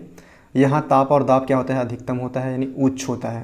अब बात कर लेते हैं चट्टानों की। तो पहला है आग्नेय चट्टान। मैग्मा के ठंडे होकर ठोस होने की निर्मित होती है। ठीक, जब मैग्मा ठंडे होकर ठोस हो जाता है तो उसे हम क्या कहते हैं, आग्नेय चट्टान। सबसे पहले निर्मित होने की वजह से इन्हें आधारभूत प्राथमिक चट्टान भी कहते हैं, जैसे बेसाल्ट और ग्रेनाइट। इसी तरीके से अगर बात किया जाए तो अवसादी परतदार चट्टानों की अगर बात किया जाए, ठीक है, तो विखंडित ठोस पदार्थ जीव जंतुओं और पेड़ पौधों के जमाव से इनका निर्माण होता है। इनमें जीवाश्म पाए जाते हैं, और ये चट्टान जो है धरातल के लगभग 75% हिस्से पर मौजूद है, अवसादी चट्टान। वही बात किया जाए कि रूपांतरित या कायांतरित चट्टानें क्या होती है, तो आग्नेय और अवसादी चट्टानों में ताप, दाब और रासायनिक क्रियाओं से बदलाव के कारण इनका निर्माण होता है। उदाहरण के लिए अगर बात किया जाए तो क्वार्टजाइट, संगमरमर, स्लेट, ग्रेफाइट और हीरा इत्यादि जो है ये रूपांतरित चट्टानों के उदाहरण के अंतर्गत आते हैं। अब बात कर लेते हैं हम यहाँ पे अपना कि वायुमंडल संगठन और संरचना की बात कर लेते हैं। तो पृथ्वी के चारों ओर हजारों किलोमीटर की ऊंचाई पर फैला आवरण वायुमंडल कहलाता है। यह पृथ्वी पर ऊष्मा संतुलन की अहम वजह है, यानी जो ऊष्मा संतुलन है वो वायुमंडल की वजह से ही होता है। और पृथ्वी के चारों तरफ से घिरे जो गैस और धूल के कण है उसे क्या कहते हैं, वायुमंडल कहते हैं। वायु में भार होता है और धरातल पर इसका जो दबाव पड़ता है वह वायुदाब कहलाता है। समुद्र तल पर वह 1034 ग्राम प्रति वर्ग सेंटीमीटर होता है। ठीक है, देखिए यहाँ पे इंपॉर्टेंट क्वेश्चन जो कि यहाँ पे पूछा गया, सबसे अधिक मात्रा किसकी पाई जाती है वायुमंडल की गैसों पर, तो नाइट्रोजन की सबसे अधिक मात्रा पाई जाती है और ओजोन सबसे कम मात्रा। तो आपको नाइट्रोजन याद रख लेना है, क्योंकि एग्जाम के पॉइंट ऑफ व्यू से काफ़ी इंपॉर्टेंट है। इसी प्रकार से अगला हमारा है कि वायुमंडल की संरचना की अगर बात किया जाए तो नीचे से ऊपर की तरफ, तो पहला क्या है, क्षोभ मंडल है। ठीक है, मान लीजिए कि हमारी पृथ्वी है, तो पहला क्या हो जाएगा, ट्रोपोस्फियर। दूसरा क्या हो जाएगा, स्ट्रेटोस्फियर अर्थात समताप मंडल। दूसरा जो मंडल होगा हमारा समताप मंडल होगा, जिसे हम स्ट्रेटोस्फियर कहते हैं। मेसोस्फियर जिसे हम मंडल कहते हैं। थर्मोस्फियर जिसे हम आयनमंडल कहते हैं। एक्सोस्फियर जिसे हम बाह्यमंडल कहते हैं। तो हमारी पृथ्वी की संरचना है, आपको क्रम भी पूछा जा सकता है। ठीक है, अगला हम बात कर लेते हैं यहाँ पे कि सूर्यताप या फिर इंसोलेशन की प्रभावित करने वाले कारक कौन से हैं।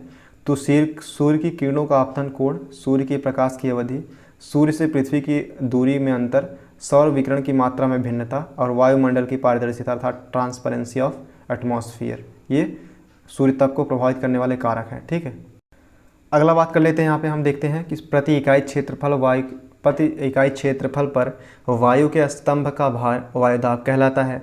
यह सागर तल पर सर्वाधिक होता है और वायुमंडल में जलवाष्प की मात्रा बढ़ने पर वायुदाब में कमी आती है। ये जब वायुमंडल में जलवाष्प की मात्रा बढ़ती है तो क्या होता है कि वायुदाब की कमी आती है। अब वायुदाब की पेटियों की अगर बात किया जाए तो विषुवतीय निम्न दाब पेटी, जिसका विस्तार जो है विषुवतीय रेखा के दोनों ओर 5 अक्षांशों तक स्थित है। सूर्य की किरणें वर्ष भर लंबवत यहाँ पे पड़ती है। तापमान उच्च होता है और वायुदाब क्या होता है यहाँ पे निम्न होता है। वहीं बात किया जाए तो उपोष्ण कटिबंधीय उच्च वायुदाब पेटी की दोनों गोलार्ध में 25 डिग्री से 35 डिग्री अक्षांशों के बीच में अवस्थित है। पृथ्वी की दैनिक गति और वायु के अवतलन नीचे बैठने के कारण वायुदाब उच्च होती है और यह पेटी उच्च अक्षांश भी कहलाती है। यहाँ प्रति चक्रवात की स्थिति उत्पन्न होती है और स्वच्छ मेघ रहित आकाश यहाँ पे होते हैं। विश्व के लगभग सभी मरुस्थल इसी पेटी में पाए जाते हैं। ठीक है, इस वजह से आप यहाँ पे देख सकते हैं इसको। अगला जो कि हमारा लास्ट यहाँ पे है, ठीक है, कि उपध्रुवीय निम्न वायुदाब पेटी आर्कटिक और अंटार्कटिक वृत्तों के पास जो है होती है। यह 60 से 70 डिग्री अक्षांशों के बीच दोनों गोलार्धों में वर्ष भर निम्न तापमान, लेकिन पृथ्वी के घूर्णन गति के कारण निम्न वायुदाब और शीतोष्ण चक्रवात की उत्पत्ति होती है। यहाँ पर ध्रुवीय उच्च वायुदाब पेटी की अगर बात किया जाए तो ध्रुवीय क्षेत्रों में अत्यधिक निम्न ताप के कारण यहाँ पर पूरे वर्ष भर क्या होता है, उच्च वायुदाब होता है। इस वजह से हमारा ये पूरा सेगमेंट समाप्त होता है। जो है लगभग हमने सारे क्वेश्चन जो है यहाँ पे इंक्लूड कर लिए हैं। जो भी 2-4 क्वेश्चन या फिर जो भी यहाँ पे पोर्शन छूटा होगा हम उसको करंट अफेयर्स के अंतर्गत यहाँ पे इंक्लूड कर लेंगे। आई होप आपको वीडियो जो है वो समझ में आया होगा। So thank you so much, keep loving, keep supporting and keep stay with us. Thank you so much.